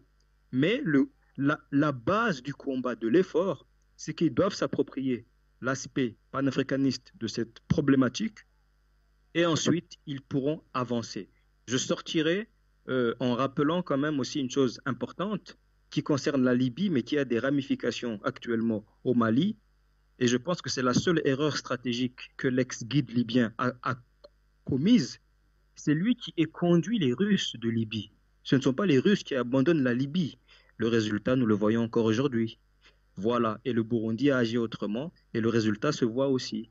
Afrique Média n'aurait pas plébiscité mon petit Burundi sans cette intelligence géostratégique qui a consisté à faire appel à la Russie. Monsieur Bachar al-Assad, s'il était aussi parmi nous ce soir, dirait la même chose. Voilà, mon cher Bachir, je ne vais pas monopoliser le micro, je pense qu'on est nombreux. Afrique Média, le monde c'est nous. Au revoir. Allez, le monde c'est nous, comme vous l'avez dit. Merci, cher Delphin, depuis Gitega au Burundi. Vous êtes sur Universal News TV. Peter, bonsoir. Vous nous appelez d'Écosse comme toujours et justement, on s'interroge quand même sur l'attitude de la CEDEAO. C'est vrai que ça rentre dans la charte de la CEDEAO de condamner, de ne pas accepter tous les pouvoirs qui viennent par coup d'État. La réaction, la première, était de fermer toutes les frontières au Mali. Bonsoir, Monsieur Bachir. Bonsoir à vos invités et big up au président Badakali. Monsieur Call Center, thank you very much. Vous êtes très brave. Oui, je vais répondre à la question de la thématique d'aujourd'hui. Vous savez, quand je compare la révolution du Mali, je compare ça également au conflit qui s'est passé en Syrie. Et moi, j'adresse ce message suivant aux militants, aux activistes maliens et à tous ceux qui ont participé à la libération de leur pays, de s'asseoir avec les militaires et de discuter de l'avenir de leur pays. Comme l'a dit le président Badakani, les militaires sont des militaires. Comme l'a dit également le professeur, ils sont limités à leur tâche, la protection du territoire en cas d'attaque. Mais ils n'ont pas la réflexion des hommes politiques. Il y a parmi les militants des politiques, il y a des activistes, il y a la société civile. Et je pense que le Mali, il y a des intellectuels. Il ne faut pas qu'on les sous-estime. Ils doivent s'asseoir sur une table, on peut dire des discussions nocturnes, et décider de l'avenir de leur pays, en incluant toutes les forces, c'est-à-dire les imams, les religieux, les prêtres, comme il y a aussi les catholiques là-bas, etc. Mais il faut qu'ils s'asseyent pour discuter de l'avenir. Et quand je parle de discuter de l'avenir, c'est un peu ce que Bachar el-Assad a fait. C'est un peu comme ce que le président Venezuela a fait. Il a regardé, il a vu le schéma de la Syrie, il a vu le schéma de la Libye, et il s'est dit, voici quelqu'un qui a aussi des muscles aussi gros que ceux des Américains. Si je me rapproche d'eux et que je fais de bons contrats avec eux, juteux, profitables à mon économie et à l'économie russe, je pense que avec cette force, ça va faire taire les Occidentaux, les rapaces, les raptors, comme on les appelle, les vautours, comme j'aime bien les qualifier. Et c'est ce que le Mali doit faire aujourd'hui. Quant à ce qu'ils ont dit, parce que j'ai entendu des propos, même avec des amis maliens ici en Angleterre avec lesquels j'ai discuté, qui m'ont dit qu'ils ont dit un tel propos du genre qu'ils ont en partenariat, ils disent que Barkhane et MINUSMA sont de bons partenaires. Mais vous savez, en matière de guerre, hein, je peux dire ça comme ça, entre griffes, les propos peuvent se retourner contre toi si tu les déformes ou si tu les déplaces. C'est une forme de diversion et je pense qu'ils sont dans une très bonne dynamique. Moi, j'ai interprété ces propos comme je vous le dis aujourd'hui. On ne peut pas dire en face à quelqu'un qui peut te piquer le couteau dans le dos ce que tu penses de lui. Tu peux le dire pour lui faire plaisir et puis après, par derrière, tu tisses ta toile. Et là, ce coup d'État a surpris Paris parce que ce n'était pas prévu dans le scénario, contrairement à ce que beaucoup sont en train de penser, parce que les militaires là ne font pas partie de ceux qu'ils ont formés dans leur Saint-Cyr en France. Donc, il y a un gros point d'interrogation de savoir qu'ils ne peuvent pas contrôler cela. Alors, ils vont essayer de piocher, comme M. Badakani a dit, auprès des hommes politiques qui sont dans le M5 et puis les autres mouvements politiques pour voir quels sont ceux qu'on peut positionner. Mais je vous dis, les Maliens sont très déterminés. Avec tout ce que moi j'ai vu et que j'ai entendu, je pense qu'ils ont déjà fait leur choix et c'est pas bon de le dire sur les chaînes de télévision. Je le garde pour moi et j'attends le bon moment pour faire un exposé sur ce que j'ai reçu comme information très confidentielle. Mais rassurez-vous, la France va quitter ce pays. De la même manière dont M. Hollande avait dit les frappes en Syrie, et après, ils ont fermé leur bouche lorsqu'un missile s'est promené à 200 mètres d'altitude et a esquivé tous les radars pour aller frapper de plein fouet des terroristes. Et je pense que c'est ce qui va arriver à Kidal. Je termine ici. Merci Afrique Média. Bonne continuation. Bye. Merci à vous, cher Peter, depuis l'Écosse. Bonne continuation à vous également. Nous prenons un dernier appelant pour cette série. Ce sera Etundi qui nous appelle d'Allemagne. Monsieur Etundi, bonsoir. Oui, bonsoir. Légitimité et légalité se réduisent entre lumière et ténèbres. Qu'est-ce que la démocratie? C'est d'abord une des questions principales.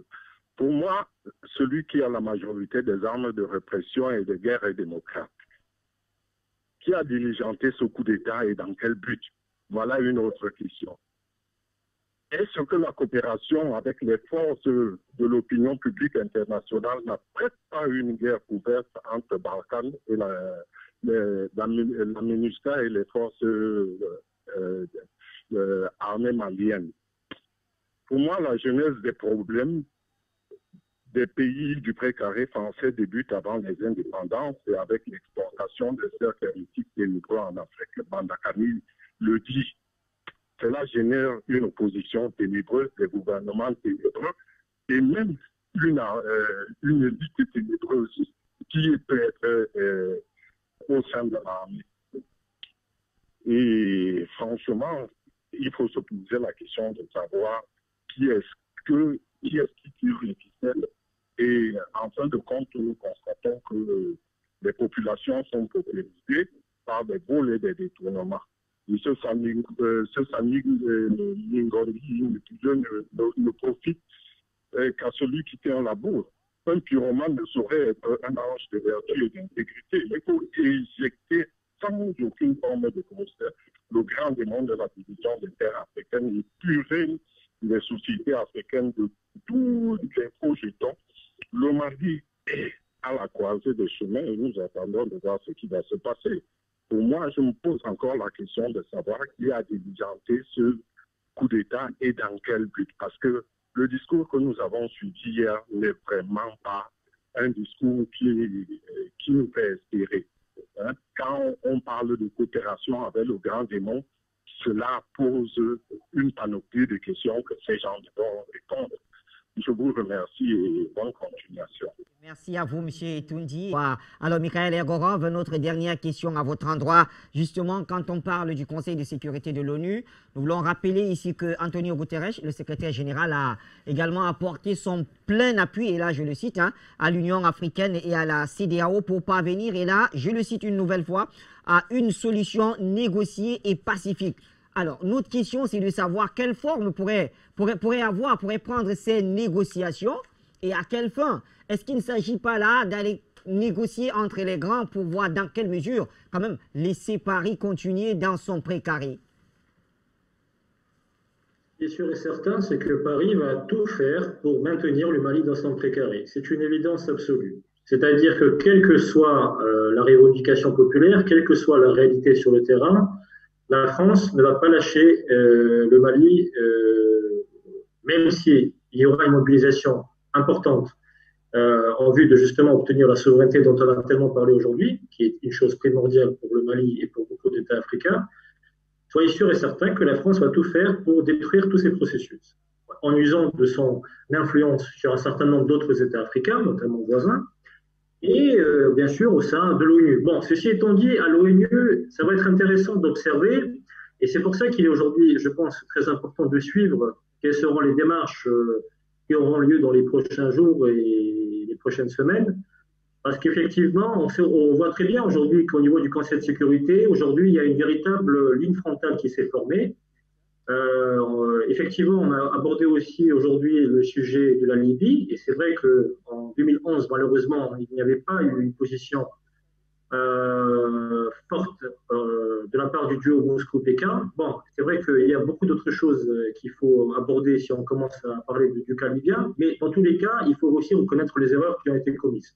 Mais depuis les autres événements sur la scène internationale qui ont eu lieu, notamment les événements en Syrie, le Venezuela, le Burundi, je remercie d'ailleurs beaucoup notre ami intervenant de tout à l'heure, Delphine, qui a justement fait mention aussi du Burundi, où Moscou et Pékin ont bloqué les tentatives du trio occidental, USA, Grande-Bretagne, France, pour justement mettre à mal la souveraineté burundaise du Burundi.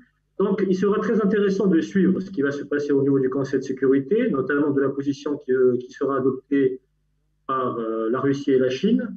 Mais je pense que pour l'instant, il est trop tôt de dire qu'est-ce qu'il en sera. Surtout qu'on a vu qu'effectivement, là, on a vu une mobilisation de la part de la CEDEAO et d'une bonne partie de l'Union africaine qui, justement, n'a pas soutenu ce qui s'est passé, qui a appelé même les militaires à entrer dans les casernes et à rendre le pouvoir à Ibrahim Boubacar Keïta. Donc, évidemment, toutes ces choses vont dans l'intérêt de la France. La France souhaite maintenir à tout prix la division entre les États africains et surtout ne pas perdre de son influence parce qu'aujourd'hui, elle sait très bien qu'elle est en train de perdre de son influence.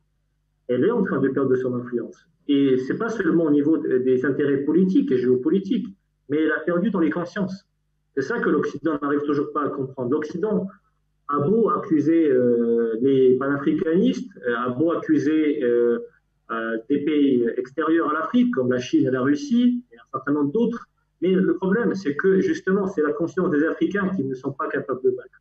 Du moment que les Africains ont compris les véritables défis et les solutions dont ils ont besoin pour changer les choses pour leurs pays respectifs et pour leur continent, et pour bâtir cette véritable unité africaine tellement voulue par les grandes personnalités africaines qui ont marqué l'histoire de leur pays, de leur continent et même l'histoire mondiale, Patrice Lumumba, Thomas Sankara, Muammar Kadhafi, beaucoup d'autres. Et je sais qu'il y en a beaucoup d'autres. La liste est très longue. Mais en tout cas, aujourd'hui, c'est une défaite pour les consciences africaines.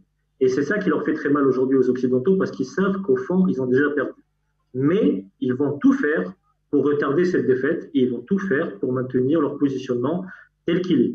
Et c'est ça aujourd'hui un problème très important pour le Mali, c'est qu'il doit s'attendre, au-delà des autres défis qu'il doit régler, c'est qu'il doit s'attendre au fait que la France va tout faire pour empêcher le Mali et le peuple malien de prendre en main les choses et de pouvoir pleinement profiter de sa souveraineté auquel il a droit, mais auquel ce pays, l'ancienne métropole coloniale, l'empêche d'accéder.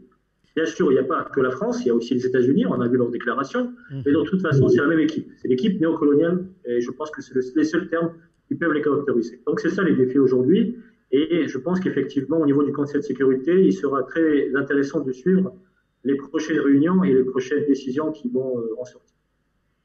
Merci à vous, Mikhaël Ergorov. Alors, notre dernière question également à vous, professeur Ndemgwe. Nous partons d'un constat tout simplement, parce qu'on a envie de dire, finalement, le problème des Africains n'est pas la longévité au pouvoir ou encore moins l'accès au fauteuil présidentiel par des voies des urnes. Je cite quelques exemples comme ça. Le Mali, il est à son deuxième coup d'État sur des dirigeants qui étaient pourtant démocratiquement élus, Amadou Toumani Touré, qui a été renversé à 2 mois de la fin de son mandat. Et il avait d'ailleurs promis ne pas être candidat. Il n'était pas candidat à sa propre succession.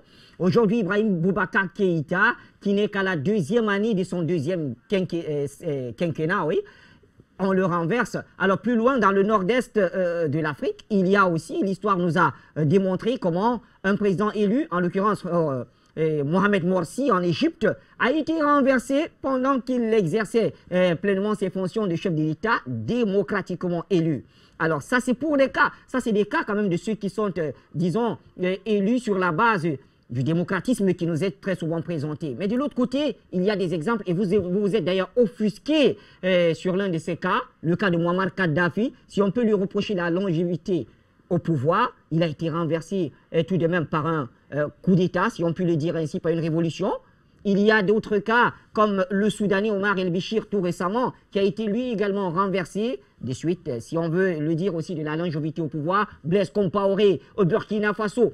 Finalement, quand on prend tous ces exemples, professeur Ndemgwe, est-ce que le débat n'est pas déplacé? Est-ce que le problème des Africains serait mal compris, puisque généralement on nous brandit la question de la longévité au pouvoir? Est-ce que le débat n'est pas, comme je le disais, désorienté tout simplement? La longévité en elle-même, je n'ai rien contre la longévité. Hein. Rappelez-vous que le président Roosevelt a été élu 4 fois de suite. Et s'il a dû abandonner, peut-être que les Américains ont décidé que désormais on ne peut pas faire plus de 2 mandats. Alors moi, je n'ai aucun problème si quelqu'un peut faire plusieurs mandats. Le problème essentiel, c'est s'il a l'aval du peuple. Hein. Si le peuple considère qu'il fait bien le travail et qu'il pourrait faire 10 mandats, très bien. mais qu'on respecte, moi vraiment, c'est une ligne que je ne traverse pas, c'est la ligne du respect de la souveraineté de la population. La population doit rester le maître, c'est le souverain. Nous ne sommes plus dans les monarchies où il y a le souverain, c'était le monarque. Maintenant, la souveraineté est distribuée également à chaque citoyen et l'addition des souverainetés des citoyens doit décider de qui reste ou pas, s'il doit prolonger son mandat ou pas. Mais attention, il ne faut pas faire de confusion. Il n'y a rien de commun entre ce qui s'est passé en Libye et ce que nous venons de voir. Et c'est aussi différent de ce qui s'est passé avec Morsi en Égypte. La situation en Libye, vous avez parlé de révolution. Moi, je ne vois pas de révolution. Je connais un peu ce que c'est, mais ce n'est pas le sujet. Je peux vous montrer qu'il n'y a pas eu de révolution et que les choses ont commencé très tôt et que, pour parler simplement, les agents de l'OTAN étaient déjà en place bien longtemps avant. Bien longtemps avant. Donc, ce n'est pas une question de révolution. Donc, fermons le dossier libyen. Je voudrais me concentrer sur ce qui nous concerne aujourd'hui, c'est-à-dire le Mali, et en particulier sur un domaine que je connais un peu, c'est-à-dire l'économie. Alors, l'économie malienne actuellement, quand je vous disais qu'il y a des complicités et qu'on ne doit pas avoir peur, les Maliens ne doivent pas avoir peur du Conseil de sécurité, parce que les forces internationales ne sont pas organisées en faveur des Maliens et en faveur des Africains en général. Sur le plan de l'économie, le Mali, aujourd'hui, ils avaient une inflation, il nous dit, à 0,6% et une croissance de 1,5%. Alors, quand on a une inflation à 0,6%, dans le cadre de l'UEMOA, on dit bravo, bravo, bravo. Alors que c'est excusez-moi, c'est une vraie ânerie dans un pays où le taux de chômage est ce qu'il est au Mali. Vous avez l'inflation devient très faible quand vous avez épuisé les ressources de production, ce qui n'est pas le cas et loin de là au Mali. Or, quand Macron et son ami, quand les présidents Ouattara et le président Ouattara ont lancé le Ouacron à Abidjan le 21 décembre, qui est-ce qui est venu les soutenir? Celle qui est venu soutenir, c'est la directrice générale du FMI. Ça veut dire que ces gens agissent de concert. Ces gens agissent de concert. Et pourquoi on ne m'accuse pas de ne pas citer les gens? Je vais vous citer les paroles de cette dame, Madame Christina Georgieva, qui est la directrice générale du FMI.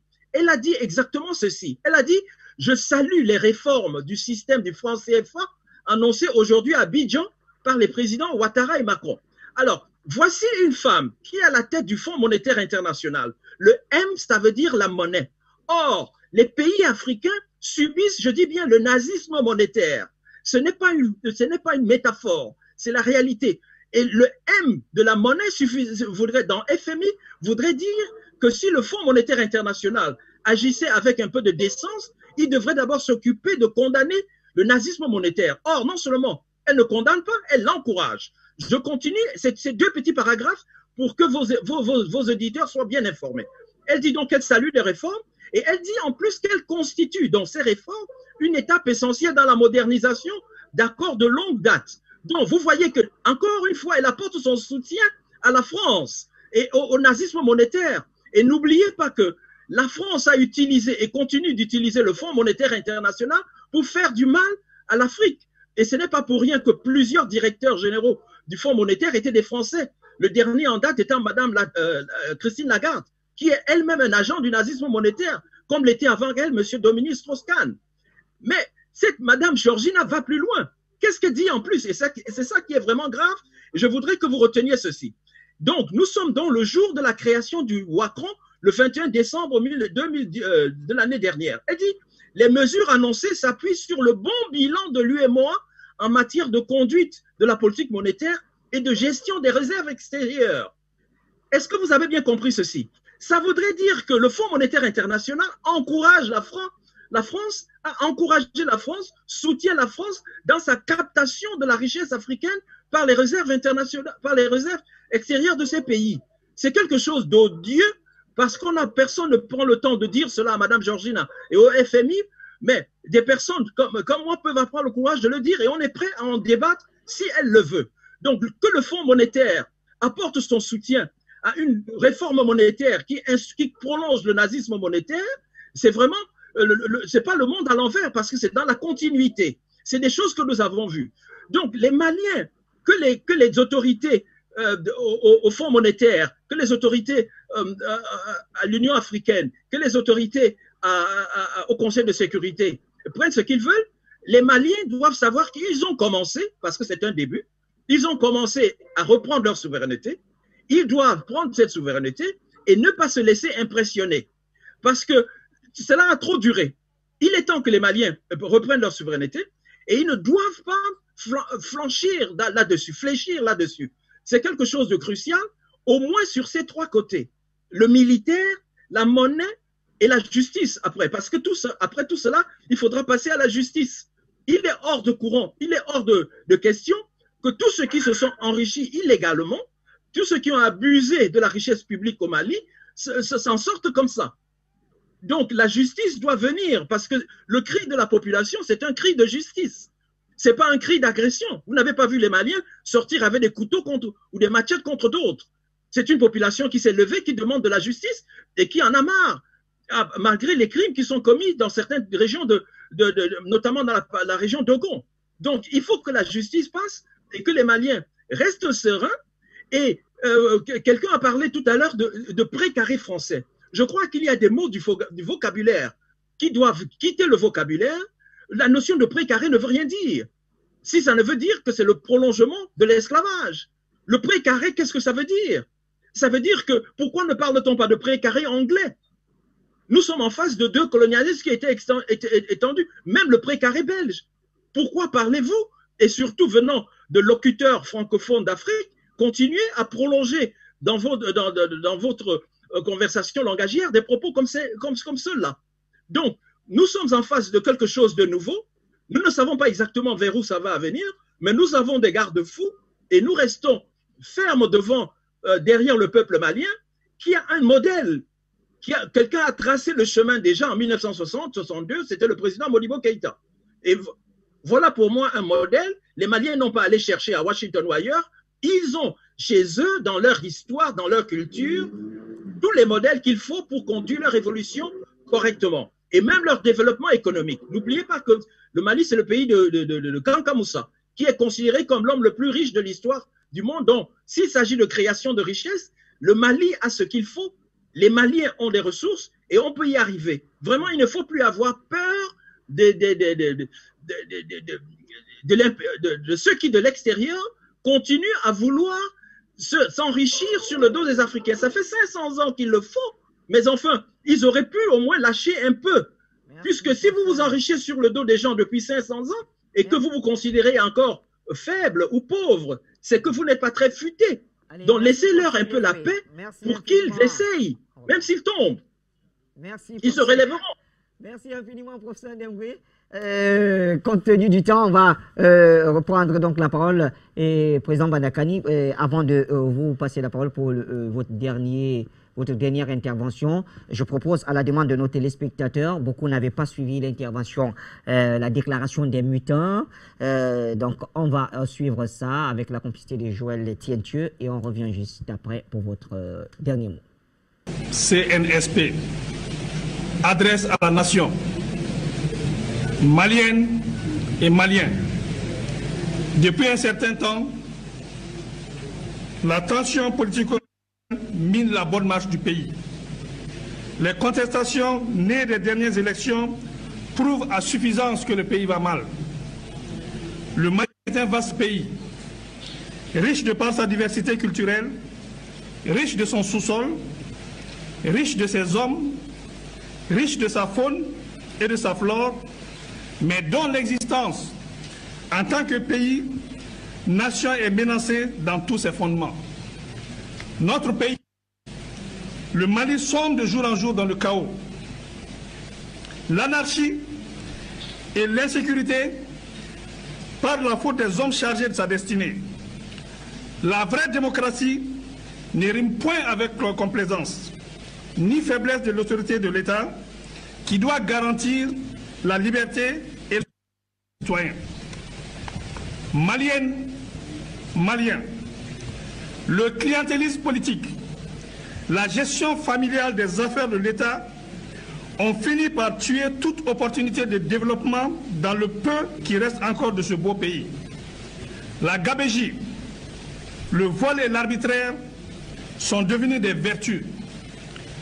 Face à l'ineffectivité de la bonne distribution de la justice, celle-ci est en déphasage avec les citoyens et n'a pas les moyens d'assurer son indépendance et son efficacité. L'éducation nationale piétine et même patauge. La santé est au plus offrant. La décentralisation prônée comme moyen de rapprocher le pouvoir des populations a manqué d'accompagnement des moyens par l'État. Maliennes et Maliens, des villages entiers sont brûlés, de paisibles citoyens massacrés, et nous déplorons tous les jours la perte de nos compagnons d'armes. L'horreur est devenue le quotidien du Malien. Les Maliens sont devenus des réfugiés dans leur propre pays, en proie à toutes les difficultés existentielles. Le banditisme de grand chemin, braquage et vol à main armée osés sont légion. Le terrorisme et l'extrémisme détruisent la cohésion sociale et ne sont pour autant pas une fatalité. La mauvaise gouvernance avec son lot de frustration a fait perdre aux Maliens l'espoir d'un lendemain meilleur. L'élection contestée, une épidémie de Covid-19 dont la gestion fait douter de son existence, une population qui ne fait plus foi en ses gouvernants, des élèves étudiants désemparés, des parents inquiets pour l'avenir de leurs enfants, imposent à toutes les forces vives de la nation l'obligation de s'engager pour le Mali. Les aux droits fondamentaux, les répressions des 10, 11 et 12 juillet exigent une réponse de l'État. La grave crise institutionnelle, la lutte contre la corruption, la bonne gouvernance sont aujourd'hui au cœur des attentes fortes. Maliennes et Maliens, face à la difficulté de garantir à ce jour le respect de la Constitution, l'intégrité du territoire, l'indépendance de l'unité nationale, de la paix et de la cohésion sociale, M. Ibrahim Boubacar Keïta et son régime, après dissolution de l'Assemblée nationale, ce jour 18 août 2020, a rendu sa démission. Afin d'éviter au pays de sombrer, nous, forces patriotiques regroupées au sein du Comité national pour le salut du peuple, CNSP, avons nos responsabilités devant le peuple et devant l'histoire d'assurer la continuité de l'État et des services publics. Cette lourde responsabilité ne s'accomplira pleinement qu'avec l'ensemble des forces vives de la nation. À compter de ce jour, 19 août 2020, toutes les frontières aériennes et terrestres sont fermées jusqu'à nouvel ordre. Un couvre-feu est instauré de 21h à 5h du matin jusqu'à nouvel ordre. La continuité des services publics sera assurée par ceux qui en ont droit au regard des textes. La société civile et les mouvements sociopolitiques sont invités à nous rejoindre pour ensemble créer les meilleures conditions d'une transition politique civile conduisant à des élections générales crédibles pour l'exercice démocratique à travers une feuille de route qui jettera les bases d'un Mali nouveau. L'heure est au-delà des clivages politiques et idéologiques sémant les graines de l'affrontement et de l'intolérance et conduisant à la haine qui est maléfique. Nous demandons aux organisations sous-régionales et internationales de nous accompagner pour le bien-être du Mali. La MINUSMA, la Force Barkhane, le J5 Sahel, la Force Takuba demeurent nos partenaires de la stabilité et la restauration de la sécurité. S'adressant à vous, frères d'armes, nous vous exhortons à assurer la continuité de vos missions régaliennes tant qu'organiques et coopérationnelles. Maliennes et Maliens, avec vous, debout comme un seul homme, nous pouvons rendre à ce pays sa grandeur d'antan et son rayonnement sous-régional et international. Il ne paraît pas aisé, mais en arrêtant la saignée des comptes publics, beaucoup de revendications catégorielles pourraient être gérées. Tous les accords passés avec les partenaires nationaux, régionaux et internationaux sont respectés.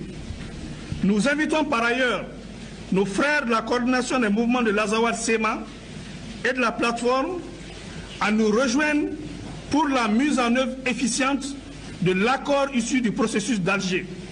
Rien ne doit entraver l'unité de la nation malienne. Nous sommes attachés au processus d'Alger. La paix au Mali est notre priorité et elle se fera avec vous. Faisons bloc pour faire échec aux forces du mal, nous écument et veulent prendre en otage notre cher pays. Nous allons prendre en compte les conclusions du dialogue national inclusif DNI pour l'amélioration du cadre de bonne gouvernance. Maliennes et Maliens, nous ne tenons pas au pouvoir, mais nous tenons à la santé du pays, qui nous permettra d'organiser dans des délais raisonnables consentis des élections générales pour permettre au Mali de se doter d'institutions fortes, capables de gérer au mieux notre quotidien et restaurer la confiance entre les gouvernants et les gouvernés. Nous invitons tous les regroupements syndicaux et sociopolitiques à la retenue sans violence, sans rancune et sans vengeance aucune. Conservons l'esprit démocratique et donnons espoir à ce peuple qui le mérite. Vive la République, vive la nation, vive le Comité national pour le salut du peuple. Que Dieu bénisse le Mali. Je vous remercie.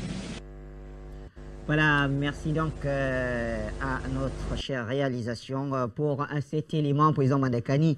Et voilà, donc on a écouté l'intégralité de la déclaration des mutins, mais tout de même, j'ai une question qui vient à côté. Alors, depuis l'accélération des revendications en juin, on n'a plus entendu des attaques djihadistes. Est-ce une coïncidence? Mon cher Bachir, vous voulez que nous disons dans les secrets de Satan. Nous ne sommes pas des satanistes. Voilà. Pour lire dans les secrets de Satan. Oui, évidemment, ça doit mener à réfléchir. Ça doit mener à réfléchir et ça fait comprendre, mon cher Bachir, ce qui se passe dans ce pays. Tout ça sont des choses organisées. Tout ça sont des choses, n'est-ce pas, que les acteurs politiques, l'Occident, impérialiste, utilisent et gèrent pour réguler l'histoire des peuples du Sahel, l'histoire du Mali, mon cher Bachir. Vraiment, ça donne, votre question doit amener à réfléchir. Parce qu'on sait quand même que la colère de la population venait entre autres du fait qu'il y avait trop d'attaques terroristes contre les civils dans la partie septentrionale du pays, mais les dernières attaques datent de juin. Oui. Oui. Donc, ils ne sont pas... Tout ça est géré, tout ça est organisé. Les patrons de cette affaire, nous l'avons déjà dit. Et il y a un président qui a eu le courage de dire ce que nous disons. Il s'appelle Idriss Déby, le maréchal. Donc, nous, on ne fait plus... Comment, on va pas se répéter tous les jours. Donc, tout ça, c'est régulé. Tout ça, c'est manipulé, c'est organisé pour recoloniser l'Afrique en général et établir, c'est-à-dire reprendre en main le Sahel. C'est-à-dire que l'Europe veut le Sahel, mon cher Bachir. C'est-à-dire que ce n'est pas compliqué. Et pour ça, ils ont organisé le terrorisme, n'est-ce pas, pour atteindre leur fin. Rapidement, tout à l'heure, la question de la France qui s'agite au Conseil de sécurité. Bachir, il est quand même terrible encore de constater que, comme d'habitude, la France traîne avec elle l'Union africaine. Bon, ce n'est pas une surprise. Les panafricanistes ne considèrent pas l'Union africaine comme étant une organisation continentale. C'est une organisation, l'Union africaine, c'est une chambre, n'est-ce pas? C'est une prolongation de la France et de l'Union européenne. Donc, nous, Africains, on connaît ça. Donc, le jour Dieu passe dans leur tête, ils posent un bon acte, on l'apprécie. Mais nous n'attendons rien de l'Union africaine. Vous voyez comment la France va entraîner l'Union africaine, et comme par hasard, la CEDEAO, et les gens font semblant de ne pas voir les réalités devant leurs yeux, la France n'entraîne pas les pays de la CEMAC derrière elle. Elle entraîne la CEDEAO pour aller faire, comment dire, les voix aux Nations Unies, pour aller conforter sa voix aux Nations Unies, parce qu'elle espère se racheter, elle espère, comment on dit ça, barrer la voie à l'histoire. Pendant que la CEDEAO court derrière la France, mon cher Bachir, pendant que l'Union africaine est le cheval de Troie de la France, regardez leur silence au Burkina Faso. Pour le Burkina Faso. Le Burkina Faso est détruit par le terrorisme. Vous avez entendu la CEDEAO faire quoi? Vous avez entendu l'Union africaine faire quoi? Vous avez entendu cette phrase-là qui porte ses pieds pour aller à l'ONU poser les problèmes au Conseil de sécurité. Pourquoi la fois n'a jamais diligenté la saisie du Conseil de sécurité sur la question du terrorisme au Burkina Faso? Ça vous dit rien? D'abord, la France a posé quel problème a diligenté, quelle initiative, n'est-ce pas, contre le terrorisme en Afrique. Lorsqu'elle a voulu s'impliquer dans le Sahel, c'était pour contrôler le G5 Sahel. Nous connaissons l'histoire. Donc, vous voyez, ça indique tout, mon cher Bachir. Ça indique tout, ça démontre dans quelle situation on se trouve. Vous voyez, une fois de plus, les gens font semblant de ne pas voir. On fait les amalgames qui n'ont pas de sens. On voit très bien qui sert la France et qui ne sert pas la France. Les choses sont claires, mon cher Bachir. Alors, pour revenir au discours qui nous concerne. Oui. Bon, cher Bachir, vous voulez... je comprends cette sortie de ces militaires. C'est un discours pragmatiste. C'est un discours qui correspond à la circonstance. Je pense que nul n'est mieux placé que ces militaires pour mesurer l'état de faiblesse dans lequel le pays se trouve. Oui. Le Mali n'a pas d'armée pour affronter les terroristes, puisque les Maliens ont bien compris depuis que le parrain du terrorisme, ce sont les Occidentaux en général et la France. Oui. Donc, et sur le plan militaire, le Mali s'est fait piéger, n'est-ce pas, depuis l'opération Serval, on lui a fait croire que, n'est-ce pas, on lui a fait croire que la France et ces pays-là devaient sauver le Mali. Donc, les Maliens sont piégés. Donc, l'armée malienne est bien consciente, entre guillemets, du rapport de force. Elle sait très bien qu'aujourd'hui, son niveau d'organisation ne lui permet pas, n'est-ce pas, d'affronter la France et ses chevaux de trois terroristes. Donc, c'est un discours, n'est-ce pas, c'est un discours, je comprends, c'est un discours réaliste, pragmatique. Même le fait de dire que la France est le partenaire, quand tout ça, c'est du réalisme. Vous voyez, c'est du réalisme au regard de la situation dans laquelle le pays se trouve. Le Mali est très affaibli. Le rapport de force n'est pas en leur faveur. Très, très affaibli. C'est-à-dire, et moi, je répète encore, une fois que le peuple est allé dans la rue, il faut organiser ça. L'organisation doit être à la hauteur des enjeux. C'est-à-dire, c'est un peuple, c'est bien dans la rue, mais il faut organiser ça. Donc, je comprends cette première sortie. J'espère que ces militaires, je l'ai dit, vont entrer dans l'histoire. Parce que hier, je vous ai dit, dans l'histoire de l'Afrique, il y a le mouvement des officiers progressistes. Vous avez parlé de Nasser, je vous ai parlé de Sankara, je vous ai parlé de Raoulis, il y en a comme ça. Donc, ce n'est pas la première fois qu'on voit, je ne dis pas qu'ils restent au pouvoir, hein, mais je dis, dans le cadre de la tradition qu'ils auront à gérer, ils ont une grosse responsabilité. Vous comprenez? Le rôle de l'armée, j'ai entendu parler de forces patriotiques. Le rôle de l'armée, ce n'est pas aussi de favoriser l'arrivée au pouvoir de forces antipatriotiques. Et les militaires connaissent bien ces forces-là. Donc je pense que bon, ces militaires-là, n'est-ce pas, peuvent jouer un rôle historique, peuvent se démarquer des autres coups d'État qu'il y a eu. Parce que les autres coups d'État qu'il y a eu au Mali, et ça le professeur Nongo est venu dessus plusieurs fois, ont détruit le Mali. Ceux qui ont liquidé Modibo Keïta, c'est Moussa Traoré. Il a été placé par la France. Il a liquidé tous les acquis historiques du Mali. Et après lui, M. Toumani Touré est venu. Il est revenu président. On a vu ce que ça a donné. Il était sur la porte de Paris. Quand il a compris les enjeux, vous savez, Paris a fait ce qu'on a fait. On a cassé tout ce que Ibeka, Toumani Touré a engagé. C'est Toumani Touré qui met sur pied la décentralisation au Mali. Les gens le savent pas. Il a tout donné aux Touaregs. Mais c'est justement quand il donne tout ça qu'on le renverse, mon cher Bachir. Allez voir qui a renversé Toumani Touré.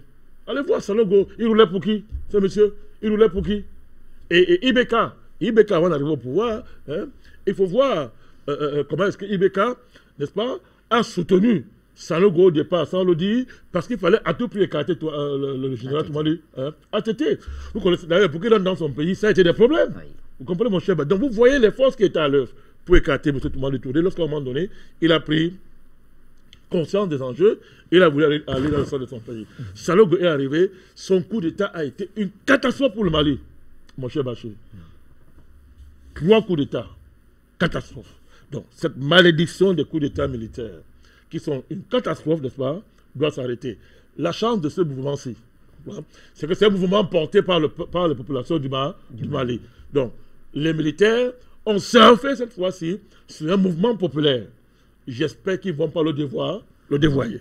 Merci, Président Badakani. Un grand merci au professeur. 4 jours après leur prise de pouvoir et la démission du président Ibrahim Boubacar Keïta, les leaders du coup d'État au Mali ont déclaré qu'un président de transition sera nommé bientôt.